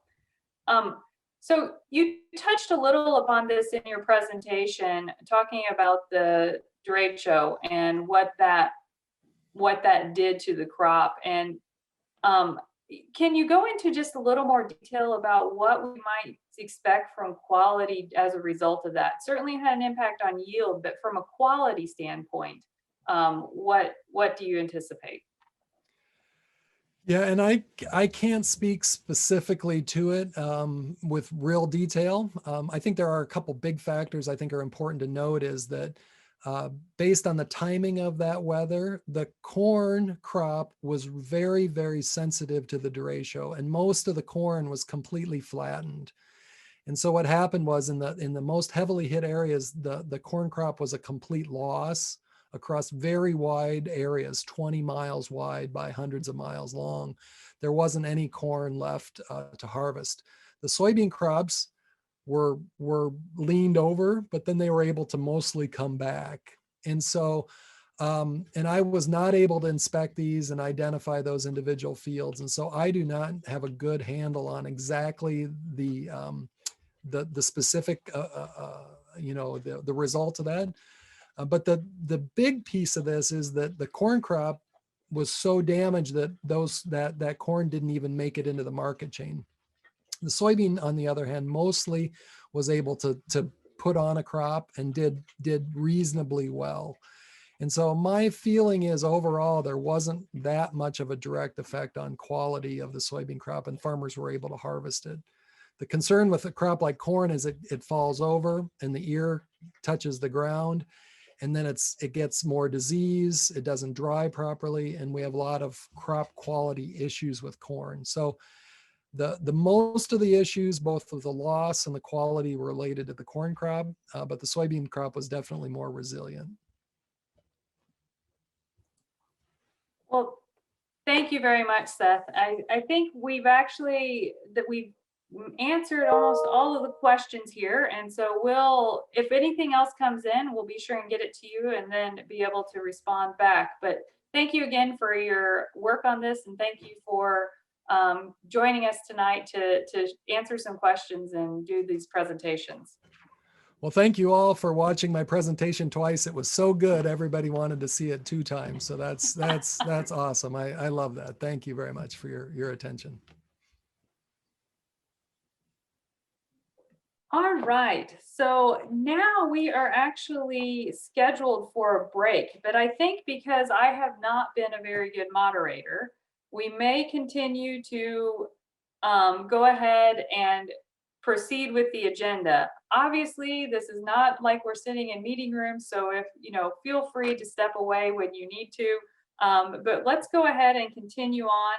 And this presentation is actually from Thomas Milkey with Oil World, and he's going to give us an overview of the global soybean complex and talk about some of the major trade situations that have emerged over the last few years that include the trade friction between the US and China, as well as the ASF outbreak and all of the different challenges we've faced as an industry. So let's hear from Thomas, and let me also start by saying that because he's in Europe, it was not convenient for him to be able to join us live for Q&A. However, we are accepting questions that we will forward to him and then get the responses back to all attendees. So if you do have a question specific to Thomas, please put it in the Q&A and we'll make sure and get a response for you. So with that, let's go ahead and hear from Thomas. Thank you. Dear participant, it is a great honor for me to be part of this US Buyers Conference. I'm deeply thankful that Ussec invited me to deliver a presentation of the global outlook of oilseeds and products, particularly of US and world soybeans, soya oil and meal. It is a critical time of the year, particularly for consumers. Soybean prices appreciated pronouncedly and established new contract highs on the CBOT in the second week of November in response to lower than expected supplies, record exports, and a prospective steep decline in US soybean stocks at the end of this season. Crop concern in South America is adding to the bullishness. We have seen contract highs here, not only in soybeans, but also in soybean meal, in several other products. At the moment, the world soybean balance is somewhat tighter than the corn balance, but that could change if the safrinha corn crop in Brazil is suffering from detrimental weather conditions. Easter Milke GmbH, Easter International Statistical Agricultural Information. We are observing the world market since 1958, founded by my late father Siegfried. I'm proud to be leading a group of very dedicated analysts here in Germany. We provide several regular publications, the Daily Flash, the Weekly, and of course we provide updates from our database, from our very detailed statistical database with monthly, quarterly, and annual data. We offer a Chinese report in Mandarin, and we invite you to take a free 3-week trial subscription if you are not yet on our list. US soybean exports are reaching record levels this season. For September, February, the first half of the season, we expect US soybean exports of 47 million tons, which is about 17 million tons more than a year ago. Significant. The US has to compensate supply losses in South America, which we summarize here. In September, December, South American exports, primarily Brazil and Argentina, are declining by 13 to 14 million tons from a year ago. Brazil exported record supplies to China in January, August, which diminished Brazilian soybean stocks. Brazil is now becoming a net importer of soybean oil in October, December, and is sharply reducing soybean exports and also soybean crushings. US must compensate this. A little bit Canada, but it's mainly the US. Chinese soybean crushings are going to increase sharply in the current season. We expect a boost by 7.4 million tons in 2020-21 compared with an increase of 3.8 million tons last season. Soybean imports will probably rise only moderately to around 99 million tons. About 2/3 of the boost in imports of soybeans last season went into stocks. So with stocks record high at approximately 16.4 million tons according to our estimate, soybean imports will probably rise only moderately and still make it possible to boost crushings significantly without reducing stocks. Also, the domestic crop is somewhat higher than last year, actually rising by almost 2 million tons based on sharply increased plantings. Soybean imports, soybean demand are back to a growth path after the dip caused by the African swine fever in 2018-19. Consumption is now increasing again. We expect a total increase in soybean usage in China by 8.5 million tons, including food use. The pork sector is recovering. Pork production in China is rising by approximately 10% from a year ago in July-December this year. Further growth is ahead for 2021. Pork numbers have been significantly replenished. And this is raising demand for feed. This is raising demand for soybean meal and other oil meals. We estimate that Chinese soya meal consumption will be boosted by approximately 8% in 2020-21, doubling the growth registered last year. All of this is going to be satisfied by increasing domestic crushings. China still is going to be a net exporter of soybean meal.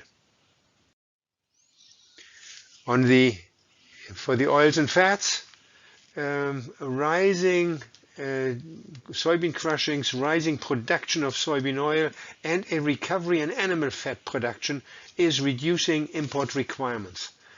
Palm oil imports are seen falling by 0.2 million tons. For soya oil, we expect imports to drop to 0.5 to 0.6 million tons. Overall, a decline by about 1 million tons. This helps to moderate the severe tightness of oils and fats on the world market. The world soybean situation.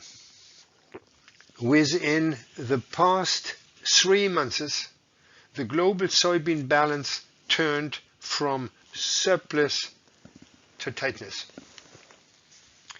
The US soybean crop was revised downward by 2.7 million tons in the November forecast. The new estimate is 113.5 million, still up sharply from last season. For South America, we adjusted the production downward by about 4 million tons over the past 6 weeks. In Argentina, in Brazil, in Paraguay, and Uruguay, due to the very dry conditions in the past 2 months. Plantings have been delayed. Farmers now made a big effort to accelerate plantings. Some of that was done on dry soils. It is questionable whether all of this soybeans will germinate or whether there will be some replanting. The situation is critical, particularly in southern Brazil, Rio Grande do Sul, but also in Santa Catarina, Paraná, Mato Grosso do Sul, and parts of Mato Grosso. Some irreversible damage has already occurred. And this is why we have reduced our Brazilian crop estimate to 131 million tons. Many other observers are still between 133 to 135 million tons, which I consider as optimistic at the current situation. But it is still very early, and we have to be cautious. However, in the current La Niña situation, there is a relatively high possibility that rainfall in November, January in several parts of South America, also in Argentina and Paraguay and Uruguay, will be below normal. For the US, we expect record soybean exports of 60.5 million tons, record crushings of close to 60 million. The US is partly benefiting also from the reduced Argentine and Brazilian soya meal export supplies now for October, January.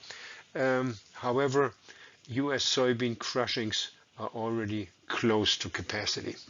Still, record disposals likely, and a decline in the US soybean stocks to a 7-year low at the end of this season. Our estimate is 5.0 million tons. It could go lower if there is crop damage, dryness, and crop damage in South America. And then it could become very critical.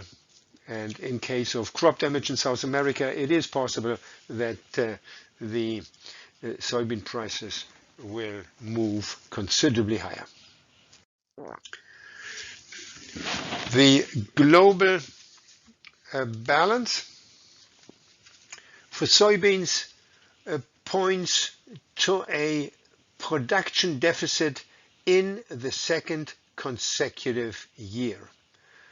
Although production is recovering to 361.7 million tons according to our current estimate, total usage, crushings and other use, total usage will again exceed production for the second consecutive year. It is still uncertain by how much. At the moment, we assume a decline in world stocks by 3 to 4 million tons at the end of this season. Of course, the South American developments are going to be the major uncertainty to watch. Therefore, our Brazilian soybean crop estimate of 131 million tons must be considered as tentative. If it is reached, we consider it likely that exports reach 74 million tons in January-August next year and 83 million tons for the full calendar year, almost the same as a year ago. But opening stocks were much lower. And also, we should consider that delayed harvesting will imply low exports and crushings in January.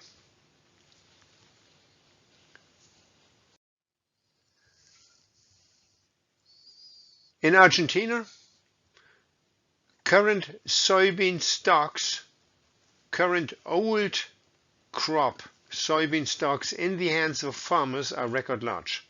Farmers have been very reserved sellers.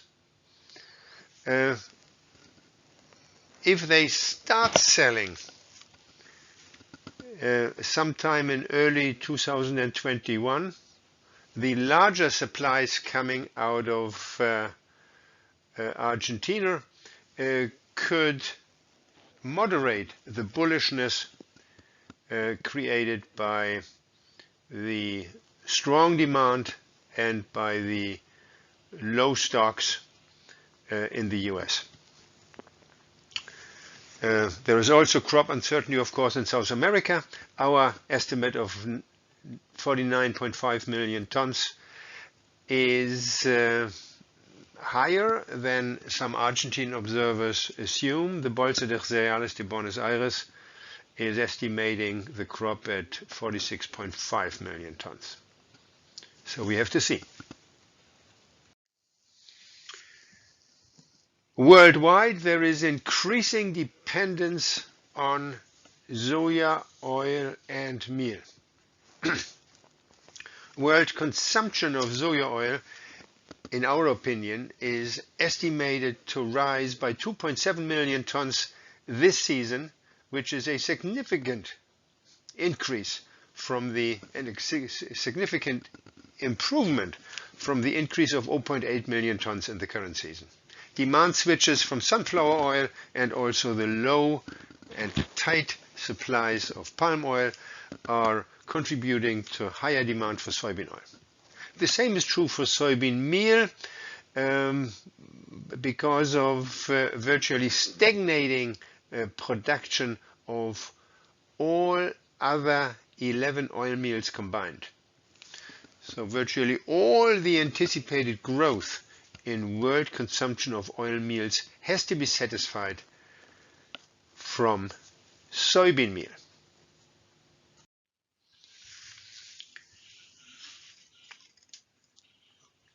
Looking at the oil seeds, soybean production is rising. After a dip of last season, it's rising again this season, while all other oil seeds are virtually flat. And if we look very close to the situation, we find that combined production of the 9 other oil seeds is actually declining by 1 or 2 million tons from the 224 million produced last season. Big loss in sunflower seed, moderate drop in cottonseed, a recovery in rapeseed, groundnuts, palm kernels, and copra. Rapeseed, world production is on a declining trend. Some recovery this year, mainly in Australia and also in India, at least currently estimated. But it's a declining trend.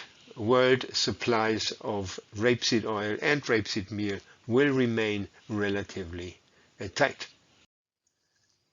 Big production losses are occurring in sunflower seed and products this season. Market participants were surprised by the magnitude of the crop losses resulting from the drought in July-September this year in the black soil region. Also, the oil content of the crop was sharply reduced. World production is seen falling by 5.2 million tons. This is unprecedented. Russian production down 2.4 million tons. Ukraine down 2.0 million tons. European Union down 0.6 to 0.7 million tons, according to our estimates. Some market observers have even lower numbers, so we have to see. But basis our sunflower seed production estimate, also considering the outcome in North America and South America and the rest of the world, we estimate world production of sunflower oil to plunge by 2.6 million tons in the current season, and of sun meal by 1.6 million.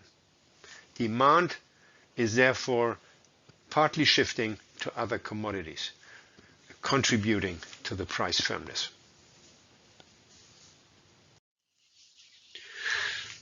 Sun oil prices have moved sharply higher. We see this in blue here. And soybean oil followed, and palm oil followed. The premium of sun oil at the Black Sea location over Argentine soybean oil, however, widened to 150 to 170 US dollars per ton.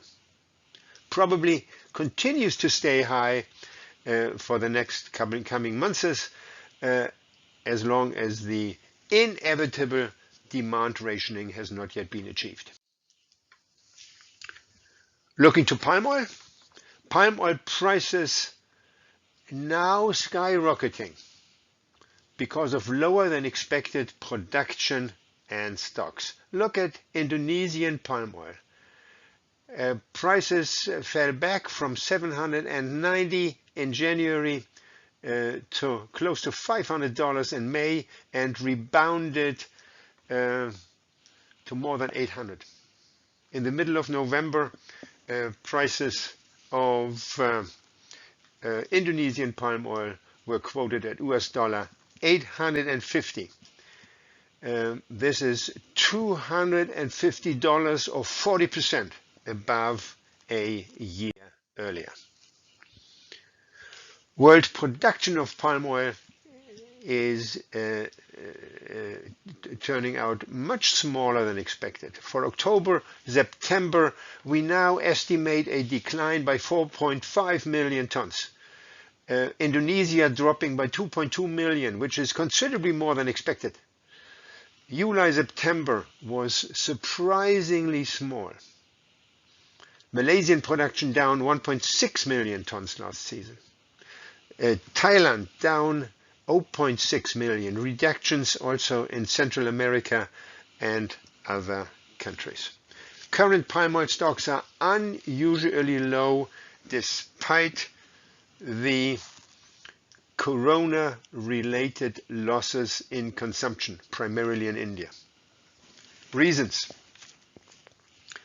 lagged effect of unfavorably dry weather conditions. Secondly, fertilizer reductions and the lagged effects of the fertilizer reductions which were done when prices were low 1 and 2 years earlier. These both factors, weather and fertilizer reductions, sizably reduced yields. Shortage of foreign workers created resulted in increased harvest losses. Deteriorating age structure of the oil palms because of lack of replantings. All this reduced production considerably below expectations. For next year, we see a rebound, but the rebound of 4.3 million tons, 4.5 million tons, the rebound is going to be considerably smaller than the rebound in 2016-17, partly because the new area coming into production in Indonesia next year is considerably smaller than it was 5 years ago. World production of biodiesel is declining. In calendar year 2020, we expect a decline by 2.5 million tons to 43.4 million. The reason is that the price competitiveness of palm oil and of soybean oil and rapeseed oil and other feedstocks has deteriorated. The weakening trend in mineral oil prices contrasts with the rising trend in the prices of vegetable oils and animal fats and of used cooking oil. It is becoming more and more costly to finance the fulfillment of biodiesel mandates. In Argentina, where the biodiesel price is fixed by the government at a level which is not competitive, which is too low, several or most biodiesel producers have stopped producing because it is more remunerative to export the soybean oil. So this explains that biodiesel production in Argentina is plummeting to 1.2 million tons. Domestic consumption of biodiesel has fallen by 80 to 90% of the target. Declines in the European Union, partly because of a decline in diesel consumption as a result of lockdown measures because of coronavirus. In Indonesia, biodiesel production has also turned out smaller than expected. Exports are less, biodiesel exports are less than 50,000 tons. Next year, Indonesia will be the biggest swing factor to watch. How quickly will Indonesian palm oil production recover? At the moment, we estimate a recovery of 3.5 million tons in Indonesian palm oil production.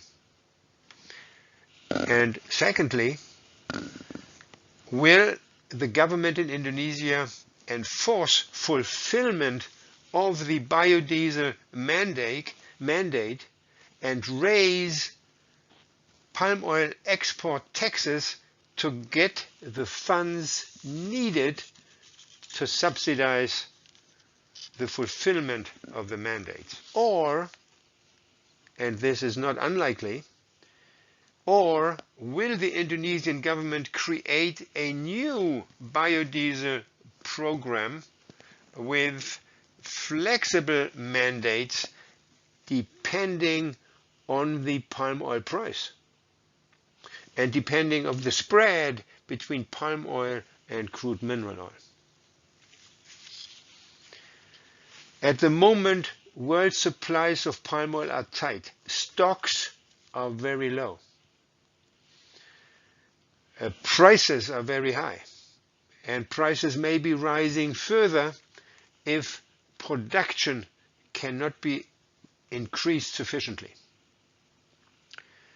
A fulfillment of the biodiesel targets of Indonesia in 2021 and 2022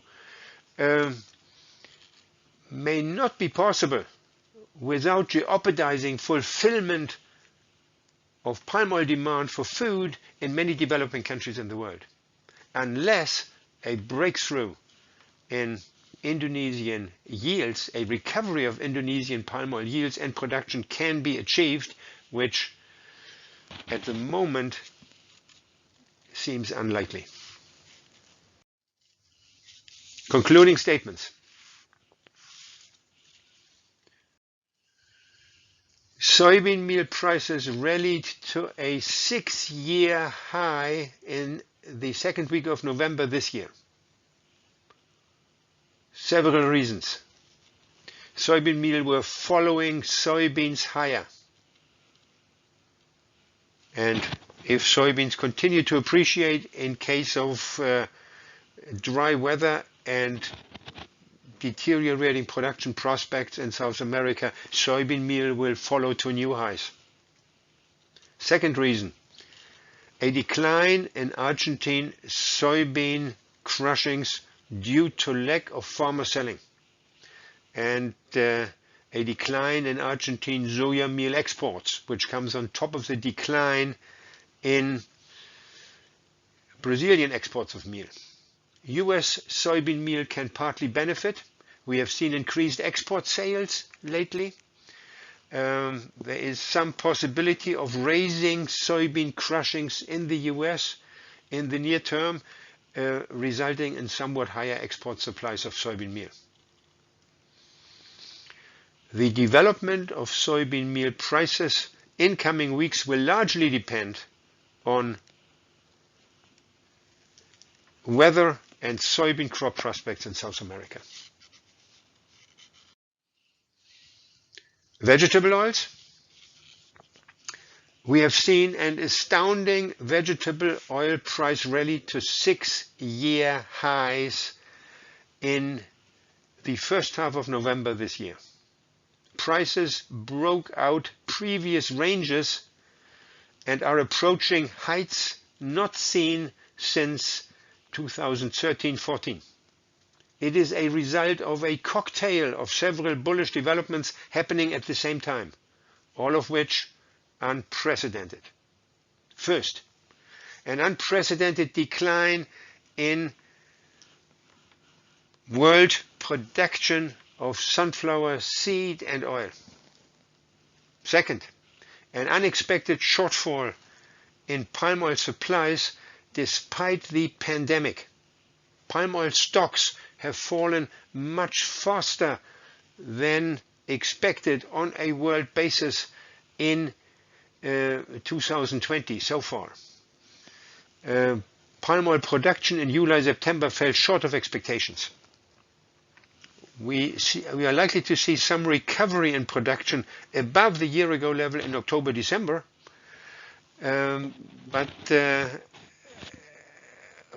this is unlikely to result in a recovery of stocks.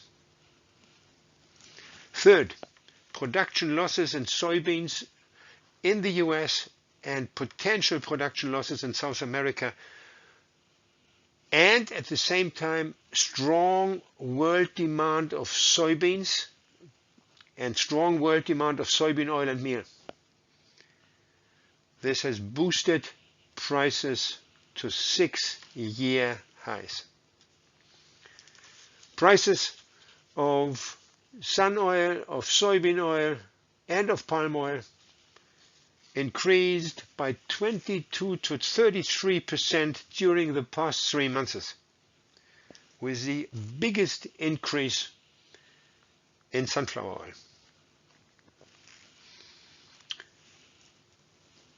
At the moment, in the middle of November, sun oil prices at the Black Sea are quoted at US dollars 1,090. 1,090. This is $380 more than a year ago.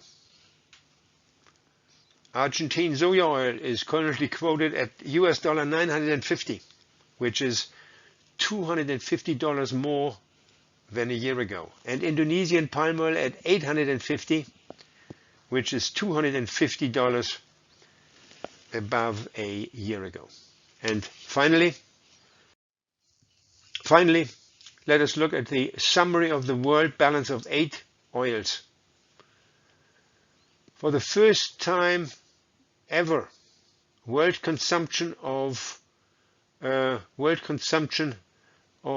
vegetable oils declined from a year ago, though very slightly, due to Corona, and also due to reductions in biodiesel. Vegetable oil stocks are very low,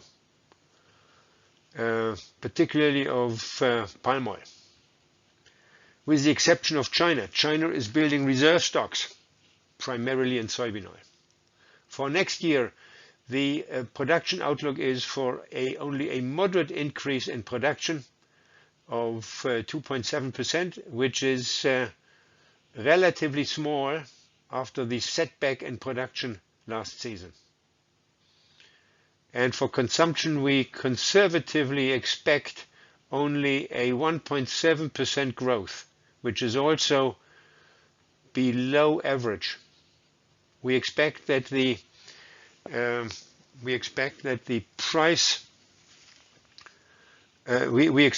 stocks will stay relatively tight, and that the prices will remain well supported at least in January, June 2021. Ladies and gentlemen, this brings me to the end of my presentation. Thank you very much.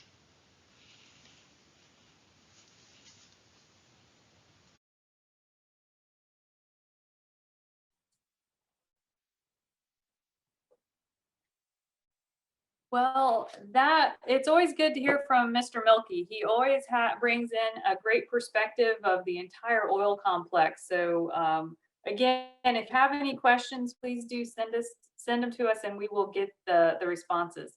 Also, just to note, the presentations and materials will be available after the conference. We will post the videos on the YouTube channel, and so stay tuned for additional information on that. Now it's my pleasure to welcome Will McNair, our Director of Oil and Human Protein at the U.S. Soybean Export Council, to give us a presentation on the IP database and some of the non-GMO soybean production statistics and where we think we're going. So with that, Will, welcome to the conference. Thank you, Roz. Just to confirm, you can see my PowerPoint, correct? It is in presenter view. All right. Oh, wrong presenter view. All right, hold on just a moment.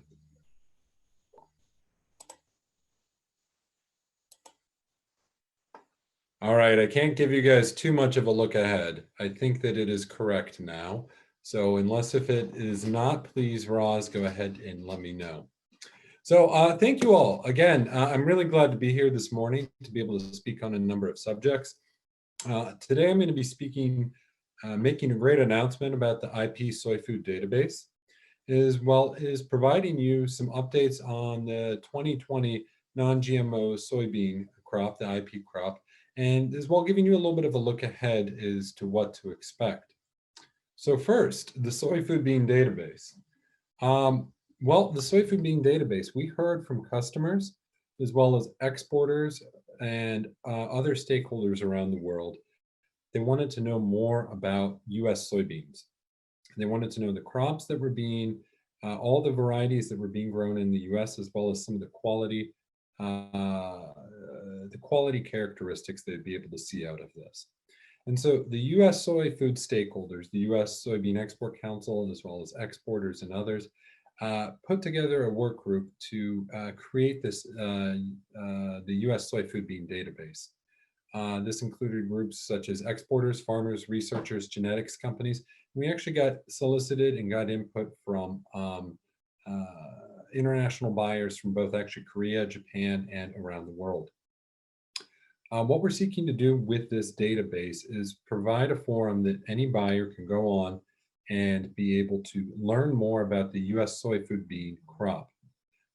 They can see information pertaining to the production year, some of the commercial variety names of the beans that are grown, whether beans are non-GM, GM, or organic, the maturity group, or where the beans are grown. And I think this is important to be able to see all the beans that are grown in the US and where those beans are being grown, as well as the soy food seed type. So whether it is tofu, tempeh, miso, natto, or other, and including samples of photos of the sample.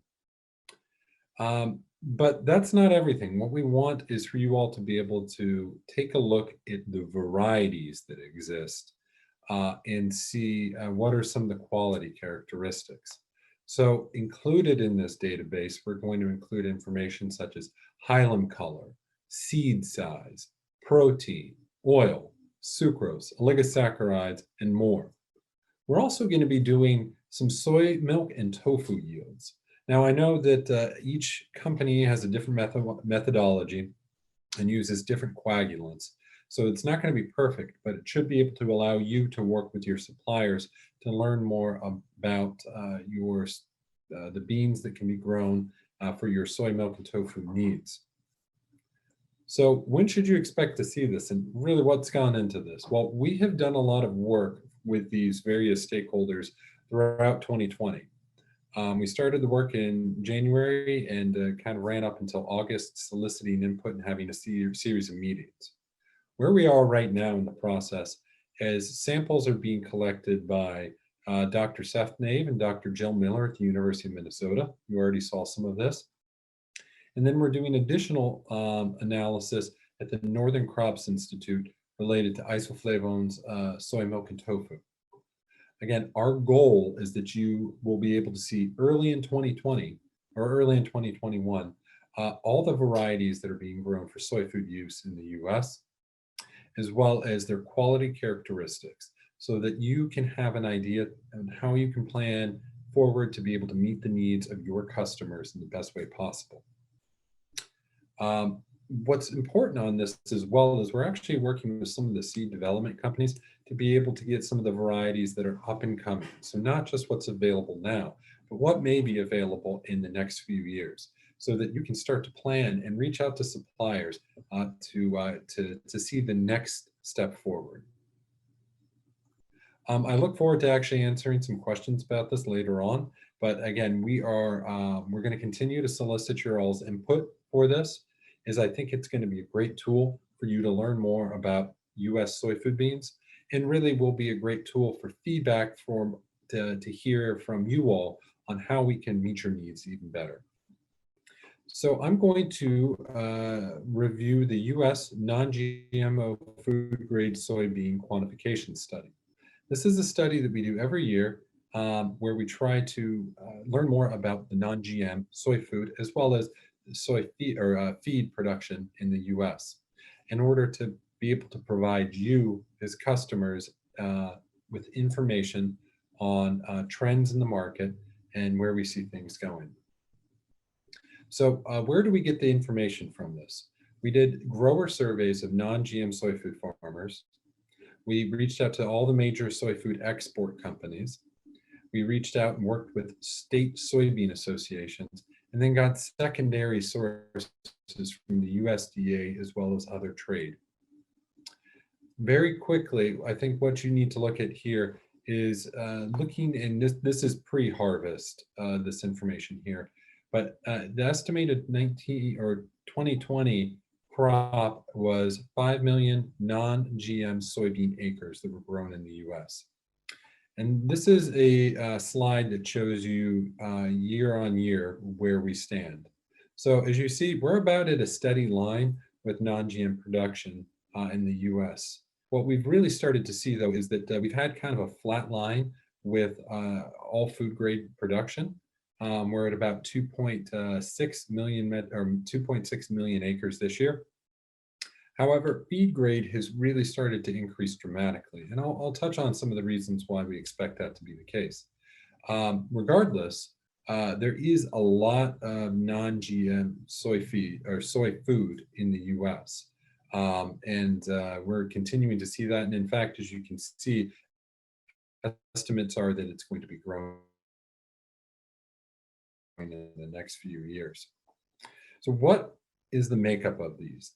Well, of the estimated 2.59 or 2.6 million acres, we estimate that about 1.29 million acres, or 1.5% of the total crop, is for tofu beans. 0.5 million acres is for soy milk, followed by natto at 0.38, miso at 0.25. So again, these are fairly robust amount of acres that exist within the US specifically to be able to grow the beans for your market. Here are some of the major areas that they're located, and I won't go through all of them, but here's a great picture you can look at that you can see we really have a robust area of growth within the US. You have the Red River Valley area, North Dakota, South Dakota, Minnesota, into Wisconsin. Quite a bit of production in Iowa, some in Kansas City, around there in Missouri and Kansas area. Quite a bit of production actually of natto, as well as some tofu beans in Arkansas. Indiana, Ohio, and Michigan, as you know, is a very traditional market as well. And we see a lot of beans being grown there, as well as parts of the East Coast. So I think what's important to look at this is that this is a widely geographically dispersed area, both in terms of longitude and latitude.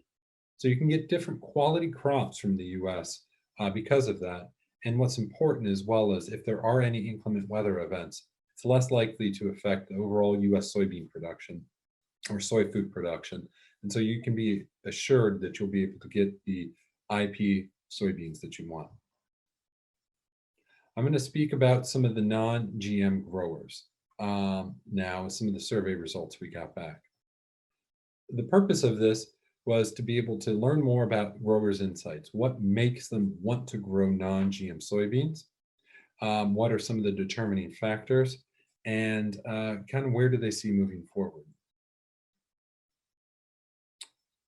So this is the percentage of non-GM soybeans that are food grade soybeans. And you saw this in the past or with the previous slides. We've actually had a bit of a reduction in non-GM soybeans as it relates to overall non-GM or as it relates to overall non-GM. And that's because we've had an increase in feed grade soybean production in the US. But that's not to say that we've really reduced the amount of beans that are available for export markets, such as Japan or Korea. But really, we are seeing just overall less proportion. And that's because we're really starting to see an increase in the non-GM feed acres. Non-GM feed acres have actually increased on average 4.8% each year. And it is, you've really started to see some of that growth. And I think part of the reason and you can see it again here in this slide, I'm calling back this slide, is just the huge demand for non-GM feed within the US. We've got a lot of non-GM feed being used for non-GMO poultry as well as swine feeds. And so again, there's still quite a lot of beans in the US that are non-GM feed or food, but we are seeing an increase in the non-GM feed. And I think part of this is due to some of the premiums. The premium is almost comparable for non-GM feed as it is for non-GM food. It's about 20 cents difference per bushel. And again, let me hazard in saying this slide here is not exactly what you should expect for everything. This was based off of farmer surveys, and it represents just all beans. So we asked them for natto, soy milk, just general non-GM. And so if you reach out to your supplier, you're going to see something different than this. This is truly an average.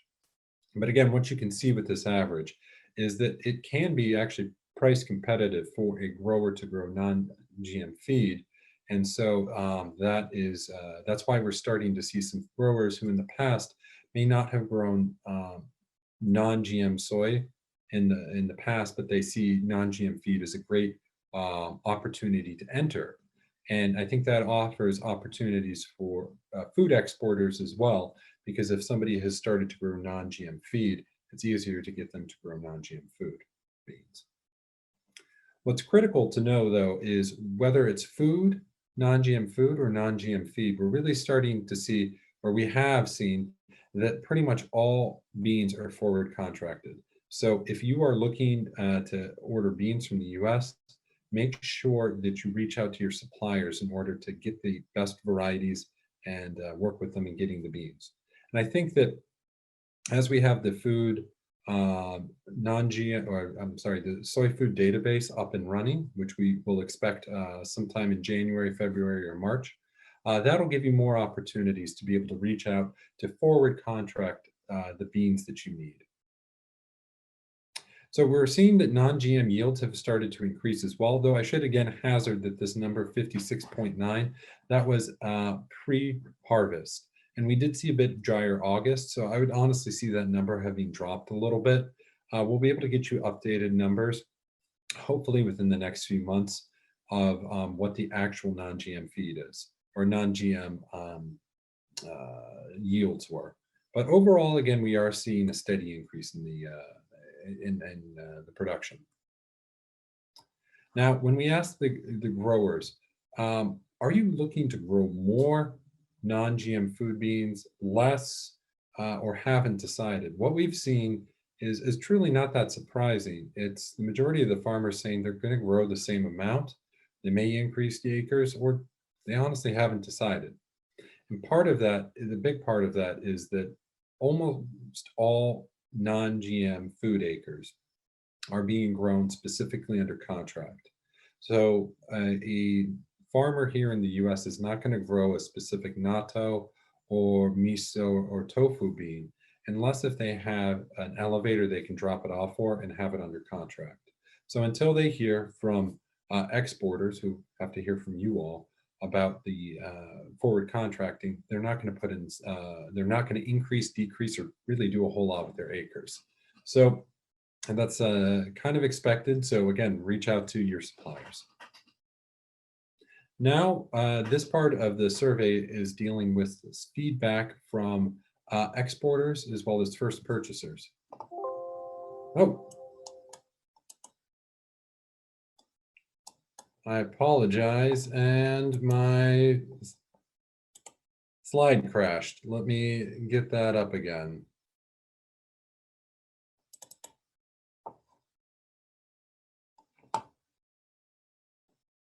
Slideshow.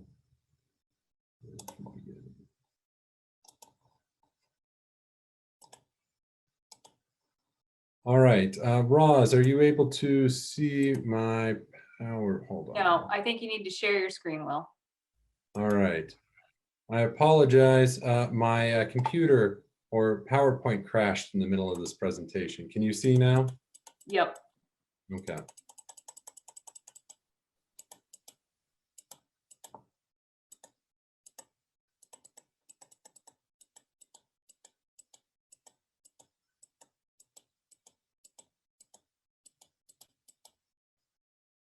All right. So back to where I was just speaking about exporters. We solicited their information to be able to get an idea of markets as well as where they are exporting some of the beans and a little bit more information. So as you can see here, again, the majority of beans are forward contracted, though some spot market purchases occur.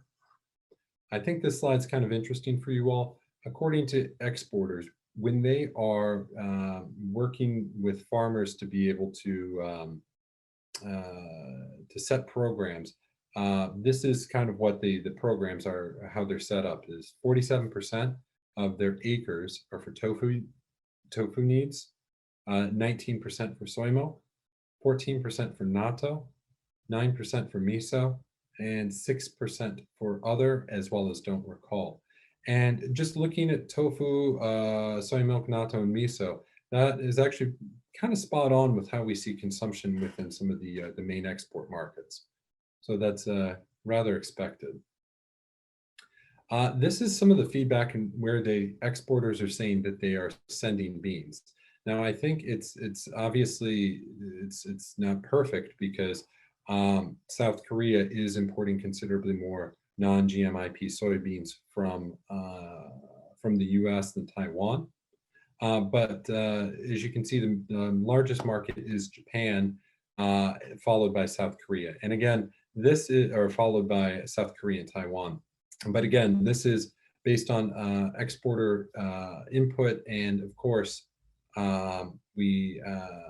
it's not weighted to reflect actual exports. So realistically, in terms of the top markets for export of U.S. IP soy food beans, it's Japan, followed by South Korea, and then Taiwan.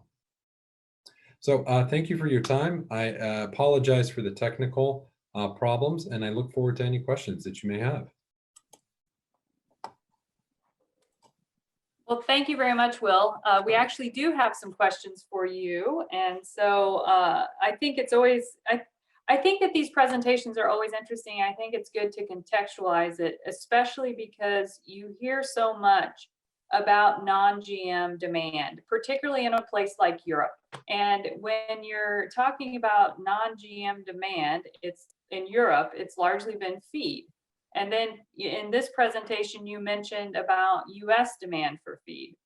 So some of the questions were, I'm going to try and combine a couple here, but the premium for feed and food isn't that different.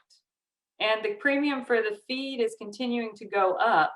So is it because that it's easier for farmers to grow IP feed beans because there's fewer restrictions, it's softer IP? Or kind of talk to us a little bit about the food versus feed dynamic. Sure. You know, it's a shame we don't have Bill still on here. I think he could answer that question perfectly as well from a farmer's perspective. But yes, you do have a little bit, it is easier for farmers to grow. It is a bit of a softer IP than for food use, than for feed. For IP food, the soy foods versus IP feed. So yeah, and from a farmer's perspective, if they, you know, it is easier, which is why a lot of them are starting to grow that.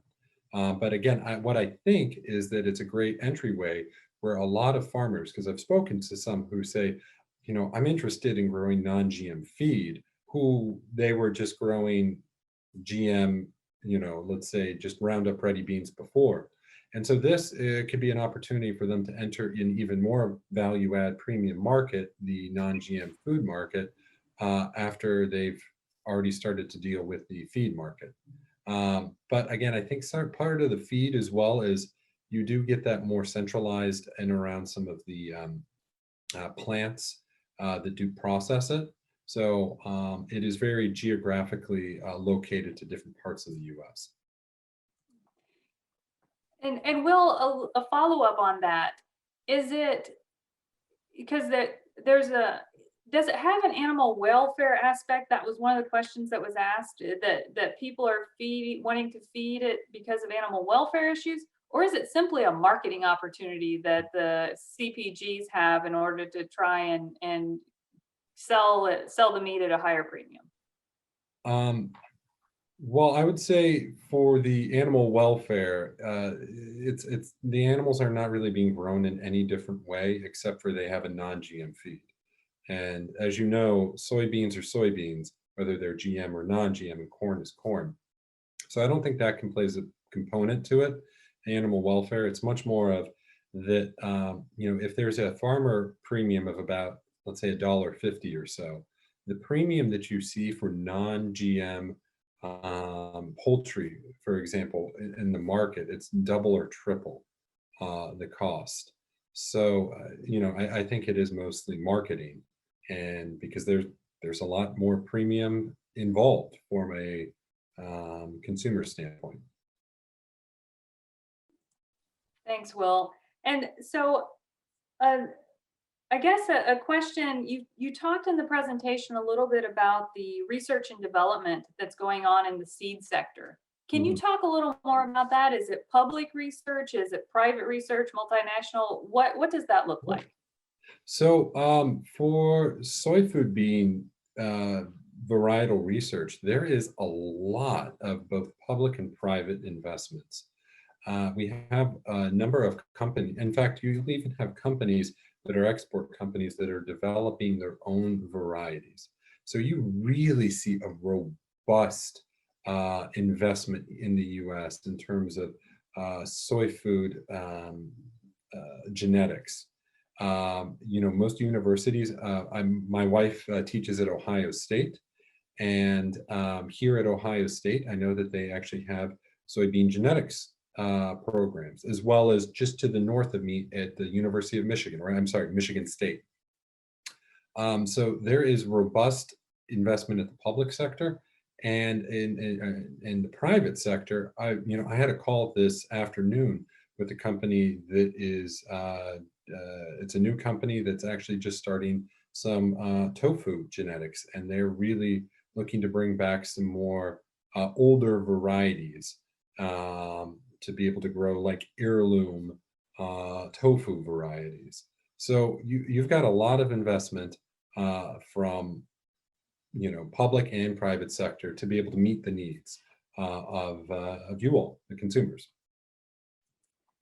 I bet one of those was an FG3, if I had to guess. I traded those things a few years ago, like 20. So here's another question for you about non-GM demand in China. So yeah.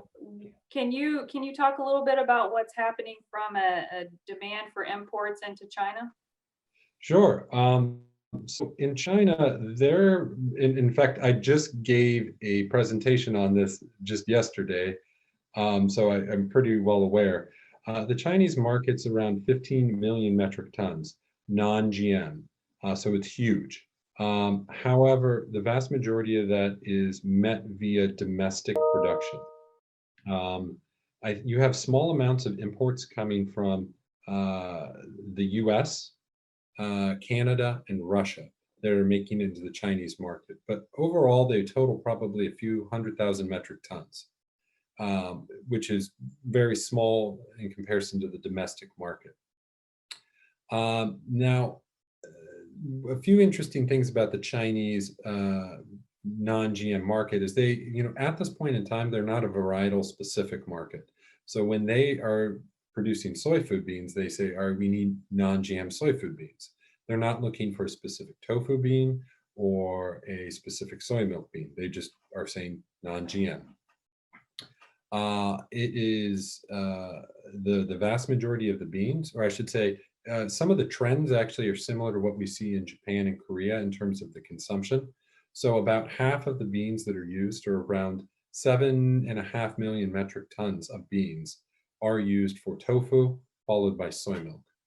So it is a big market, but I think US as well as Canadian exporters are not exporting a lot to there because there's concerns over some of the regulations, as well as the need to have very strong partners. But it's a big market, just not for the import of IP varietal specific beans. In that case, it's actually probably on par with Vietnam, if not smaller. Yeah, and so China would be looking more at a commingled type program that's not variety specific. Well, we have questions continuing to come in, and I really hate to cut off the dialogue, but I think that there's some additional stuff that we can follow up on, and some even suggestions for the soy food database. Thank you very much for your presentation tonight. I know you're doing double duty, having given a presentation in Southeast Asia right before this. So thank you very much for joining us, and have a good evening. Thank you. And I look forward to being able to answer any other questions more in the future with my colleagues in North Asia. Have a great night. Thanks, Will. And so now we are actually to our final presentation of the evening. We are pleased to have Allison Sagawa with the SSGA, the Specialty Soya and Grains Alliance. And so we'll hear some brief remarks from her and then have an opportunity to have a dialogue. So with that, let's hear from Allison.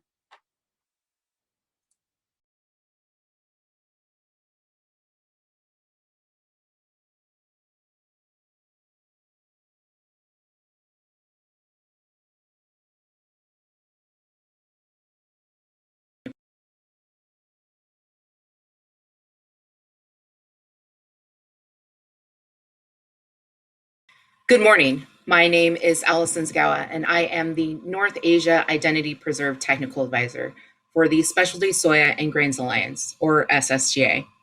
I am honored to be invited by RAW's and Ussec's Northeast Asia regional teams to speak with you all today on the topic of promoting IP and U.S. premium field crops. While traditionally this would be an opportunity to introduce the concept of identity preserved soya, food ingredients, and the value add that IP offers, we at SSGA recognize that many participants attending today's conference have strong, long-standing relationships sourcing U.S. IP soy from our supplier members. And for that, we thank you for your continued partnerships, especially during this year's ever-changing market conditions and needs.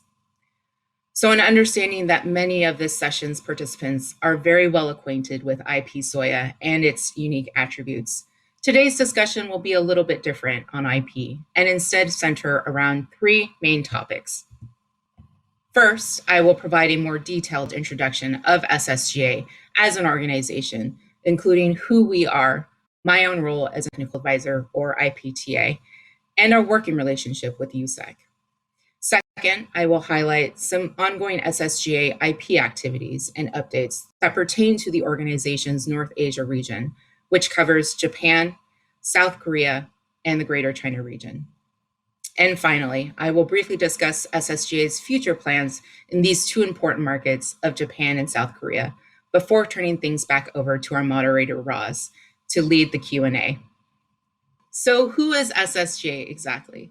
SSGA was formed in February of 2019 as a consolidation of two previously separate organizations, formerly known as the Midwest Shippers Association and the Northern Food Grade Soybean Association. By combining industry efforts, SSGA has become a premier business alliance of U.S. companies focused on production, processing, and shipping of identity preserved soya and specialty grains worldwide.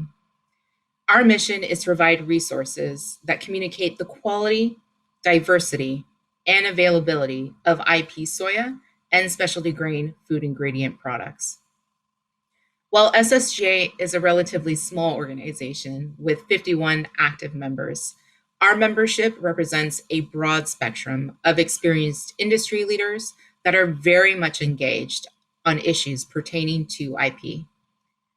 To maintain a targeted approach in SSGA's educational and promotional efforts, the organization is currently active in the three main regions of North Asia, Southeast Asia, and Europe, with technical advisors like myself serving in the other two respective regions.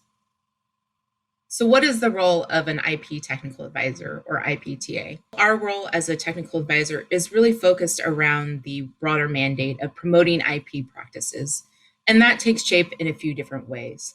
One is by creating connections between international trade audiences and members and US suppliers. And this not only includes the existing customers and buyers who are already familiar with IP and doing clear, consistent communication with existing customers, but also with prospective buyers as well, who may be not as familiar with IP. Our role as technical advisors is to provide that communication, to conduct outreach, and really convey the message of US IP and its particular attributes. In addition to that communication and outreach, technical advisors also help develop activities on behalf of SSGA and its membership that promote the value add of US IP soya and specialty grains food ingredients products.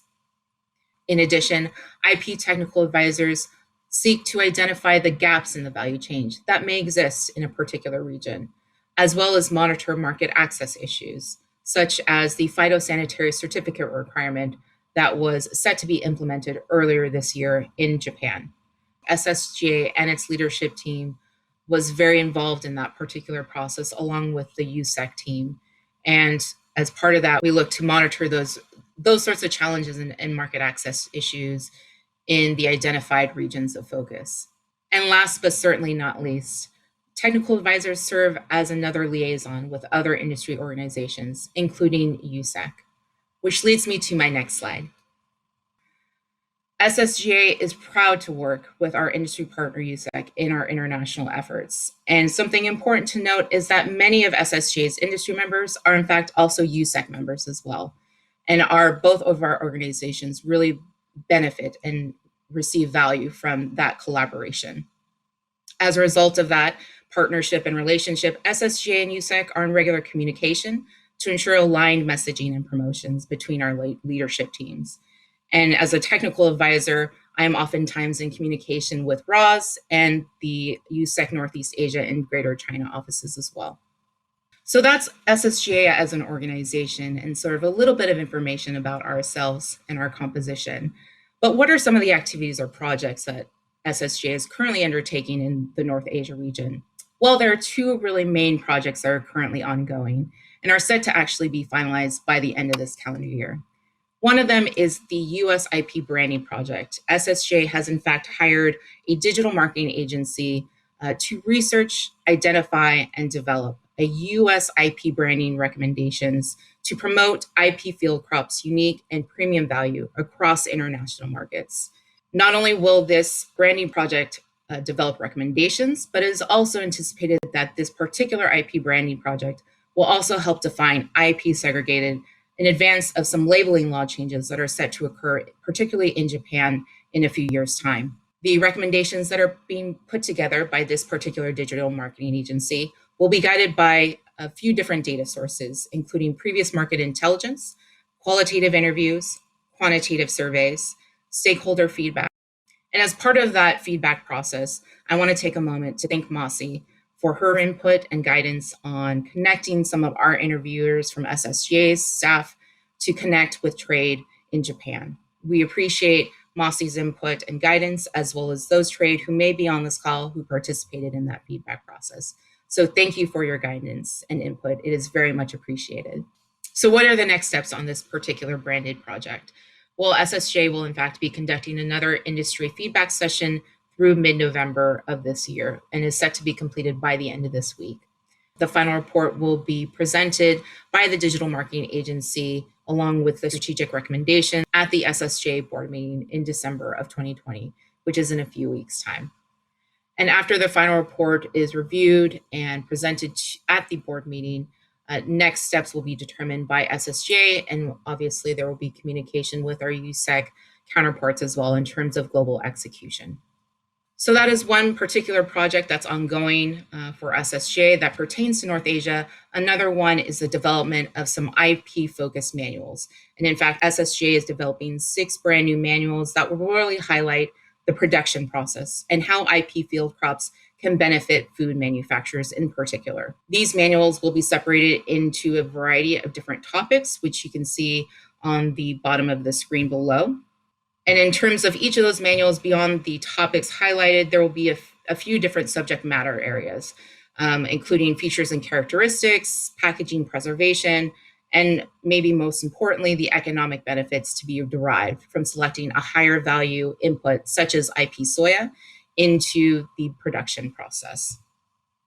And this image here is actually a snapshot of one of those technical manuals to show and give a sense of what the format will look like. These manuals are certainly not meant to be exhaustive and will not cover every single topic, but certainly will provide a foundation for not only prospective buyers, but existing customers as well, to serve as an important reference on IP soya and specialty grains food ingredients. So in addition to those two activities, SSGA is very much involved and monitors transportation and global container shipping updates. And there have been some recent changes that SSGA leadership felt it was important to convey. In particular, some of these changes have really been in motion since the end of the summer in August, when there's been a lot of unprecedented growing demand for imports to North America, particularly around personal protective equipment, or PPE, as it's more commonly known, as well as consumer goods. And as a result of some of these changes around growing demand for these particular products, ocean carriers have been facing higher demand and, in fact, shortages in Asia. And that's led to some shipping imbalances to and from Asia and the US.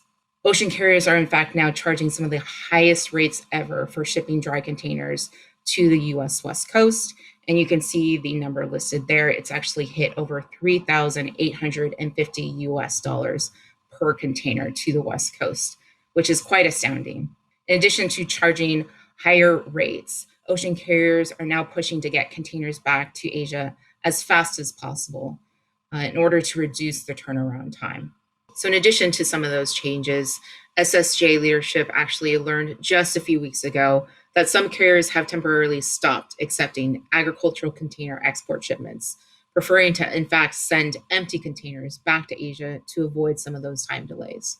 And so SSJ leadership has, in fact, received some feedbacks that some of the challenges that U.S. exporters are facing, container shortages, are, in fact, potentially expected to last through Chinese New Year in mid-February of 2021. So in addition to some of the changes previously stated, SSJ leadership has also received feedback that rate increases will be announced by all carriers by early December of this year. And that, in fact, also ocean carriers will be starting to reduce or eliminate all extended free time on containers arriving in Asia to get equipment back in circulation faster. And so as a result of all of these ongoing factors, customers are likely to experience some delays in receiving shipments. Now, what is SSGA doing in terms of helping resolve and find solutions to these particular challenges? Well, SSGA has, in fact, a dedicated expert on global container shipping and transportation who has been having daily dialogue with not only the ocean carriers, but other public officials and important stakeholders to identify solutions to these particular challenges and hopefully minimize the amount of delays on shipments over the coming months. Again, this situation is anticipated to be temporary and to only last through January or February of early next year. But SSGA leadership is doing everything possible to try and not only monitor the issue, but also to find proactive solutions in terms of minimizing those delays and to serve the export needs of U.S. suppliers as well as important trade members such as yourself.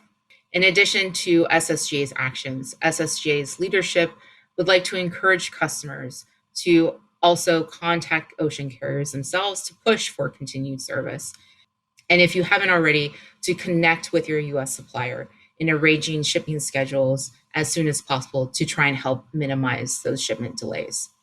So in looking ahead, SSGA continues to adapt to global trade changes in the wake of COVID-19 and the global pandemic and the evolving market conditions as a result.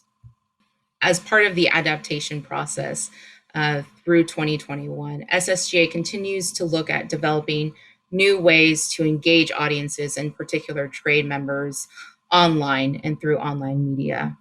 And so as part of that, SSGA is looking to develop a digital IP marketplace, connect trade with US exporters in a variety of ways.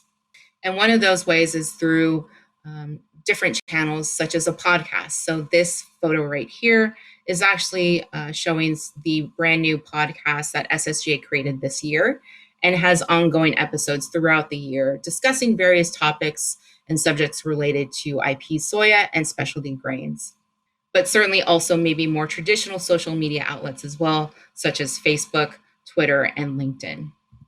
But as part of this process, in terms of creating this new online engagement, SSJ is certainly welcomes any sort of feedback that industry members want to provide.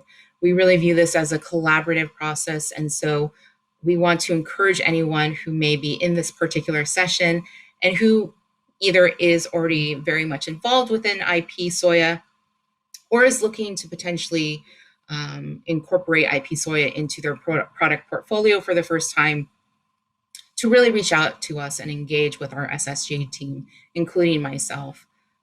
We are looking to always improve our services and improve our engagement with industry members around the world. So in terms of connecting with SSGA, listed here is some of our contact information and resources of how you can get in contact with us. You can see there both the phone number and the email are both my direct lines. So please feel free to reach out to me either by phone or by email with any sort of feedback or questions that you may have related to IP. But you can also feel free to reach out to us through any of our social media handles that you can see listed there, as well as feel free to go to our website if you would like to see any more information on SSJ and the activities that we're doing. And last but not least, you can see a reference to the podcast that is available and that I mentioned previously. Please feel free to go check us out on the podcast and give us any sort of feedback. We are more than happy to hear from industry members and trade about other potential topics that may be useful to hear about, particularly in North Asia. So with that, I will end my presentation there. I want to again thank Ussec for inviting me to participate in today's session and to speak with you all. Please feel free to again reach out to us and connect with SSGA at any time, as we are here to provide another resource to important and influential decision makers such as yourselves.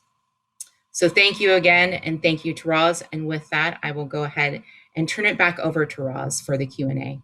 Thank you. Well, thank you very much, Allison, for that presentation. And hopefully you are connected and can join us for some Q&A.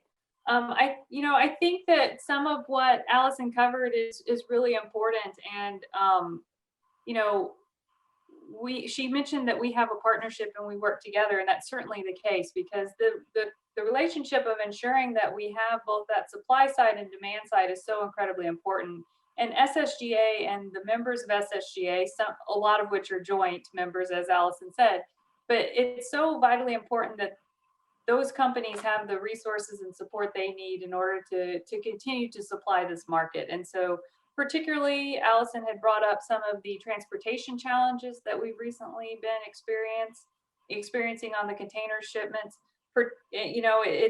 It's been largely associated with one major ramp, but unfortunately that major ramp provides a lot of the IP soybeans. So when you look at it in a holistic perspective, there's a lot of different paths that soybeans can flow, but it truly is unfortunate that there has been a disproportionate impact on the IP food grade soybeans.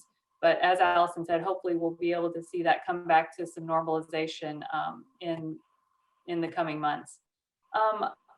So Allison, we have a question that is specific to the labeling requirements that are going to come into force in April of 2023 in Japan, where you're going to, and you mentioned a little bit in talking about the IP branding, but in order for a product to be non-GMO labeled, it's going to essentially zero presence.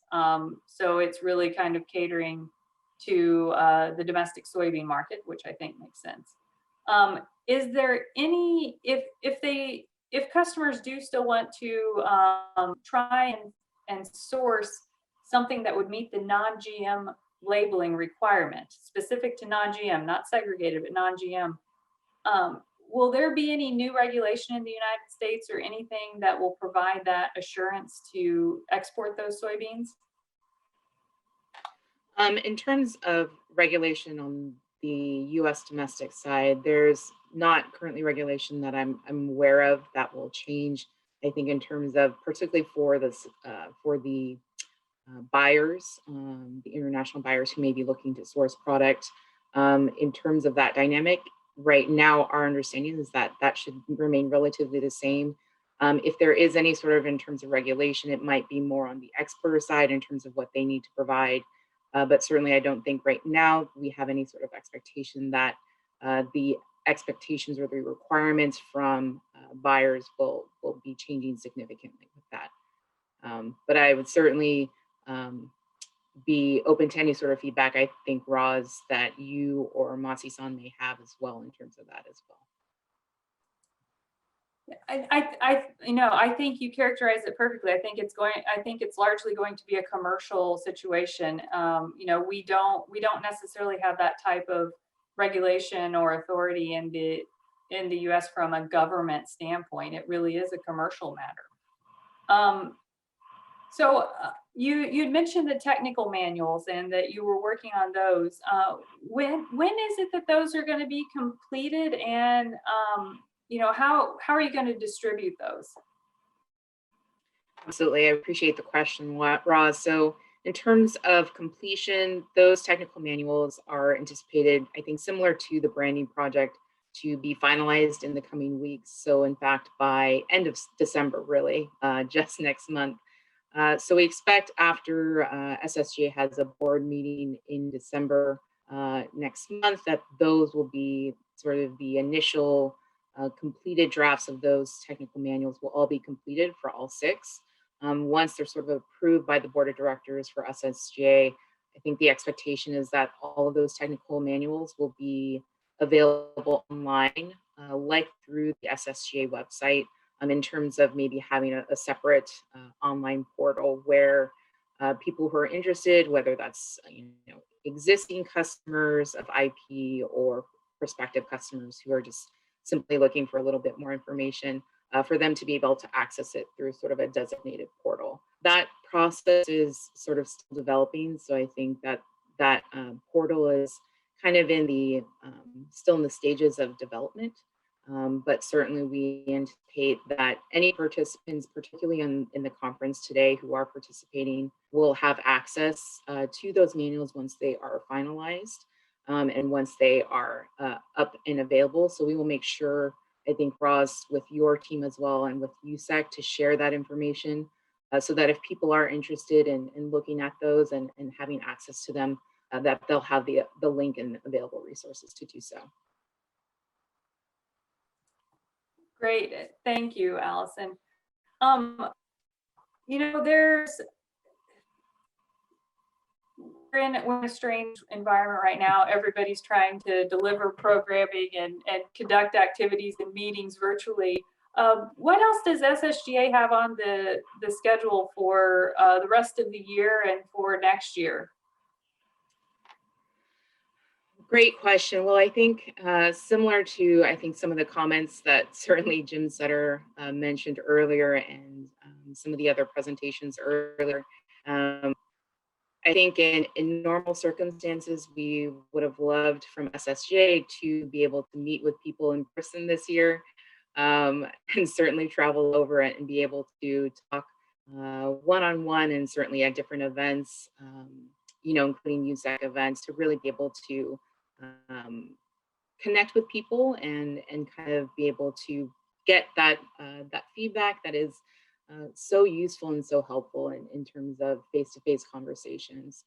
I think, but in terms of the circumstances around the pandemic, obviously, like every other organization, including as part of Ussec, being able to pivot this year has really been important. And so I think in anticipation of moving into 2021, it's very likely that a lot of, at least through, I would say, mid-year of 2021, the expectation, at least in Northeast Asia, is that any sort of SSGA activities would really be more based around online platforms. Certainly virtual trade events such as this and others that are hosted maybe through USDA. But then also, partnerships, and I think any kind of events with that we can collaborate with Ussec. That sort of makes sense. I think certainly we would be, definitely happy and open to that collaboration process with the Northeast Asia teams. And so I think that's really going to be a focus. I think the other part that was sort of mentioned in the presentation earlier was the fact of really focusing on creating digital resources. And I think that's really, since SSGA is a relatively new organization, we are still very much in the sort of phases of developing that those information resources that can be a supplement to all of the really great and outstanding work that Ussec has already done and laid the foundation for. And so I think certainly we're just looking to add additional value, I think, to Roz, to what your teams have done. Certainly in Northeast Asia has been very impressive. And I think we just hope to add more resources like the technical manuals, where they might just be more supplemental information that people can also utilize and be another resource. So I think the focus on sort of digital communication, and I think having more online resources is going to be another big focus, at least through probably mid-year of 2021, if not through the end of 2021. Great.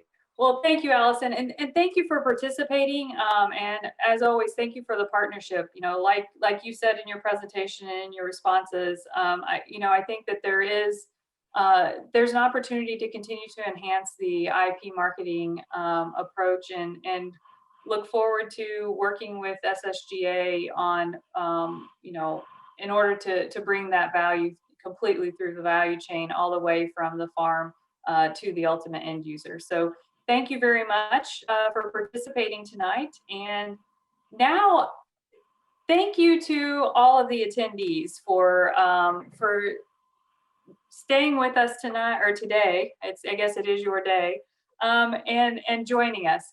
Again, sincere apologies for technical issues we had last night or yesterday. However, very glad that we were able to all come together today. Would certainly prefer to be in person. I went from spending probably 8 weeks a year in Northeast Asia to I haven't even left Virginia in 6 months. So nevertheless, the world will change, and we will get back together when we can. So a few things, just a quick thanks to all the presenters, thanks to all of our team in Northeast Asia who put this conference together, and our supporting cast of the translators, always very important in these types of meetings, as well as our technical assistants. So thank you to everybody. A couple housekeeping items as we part ways. When you leave the meeting, you're going to be popped into a survey. We would really appreciate it if you would take that survey. It shouldn't take you too terribly long, but it's very important feedback for us as we look at building our programs in the future and delivering events in the future. And then also, you will all be receiving the conference materials from our respective offices. There will be on the website in Japan, you will be able to get to the conference materials at ussoybean.jp/outlook. So those will be uploaded momentarily. But again, thank you all for joining us tonight. Look forward to seeing you in person very soon. Stay well and be safe.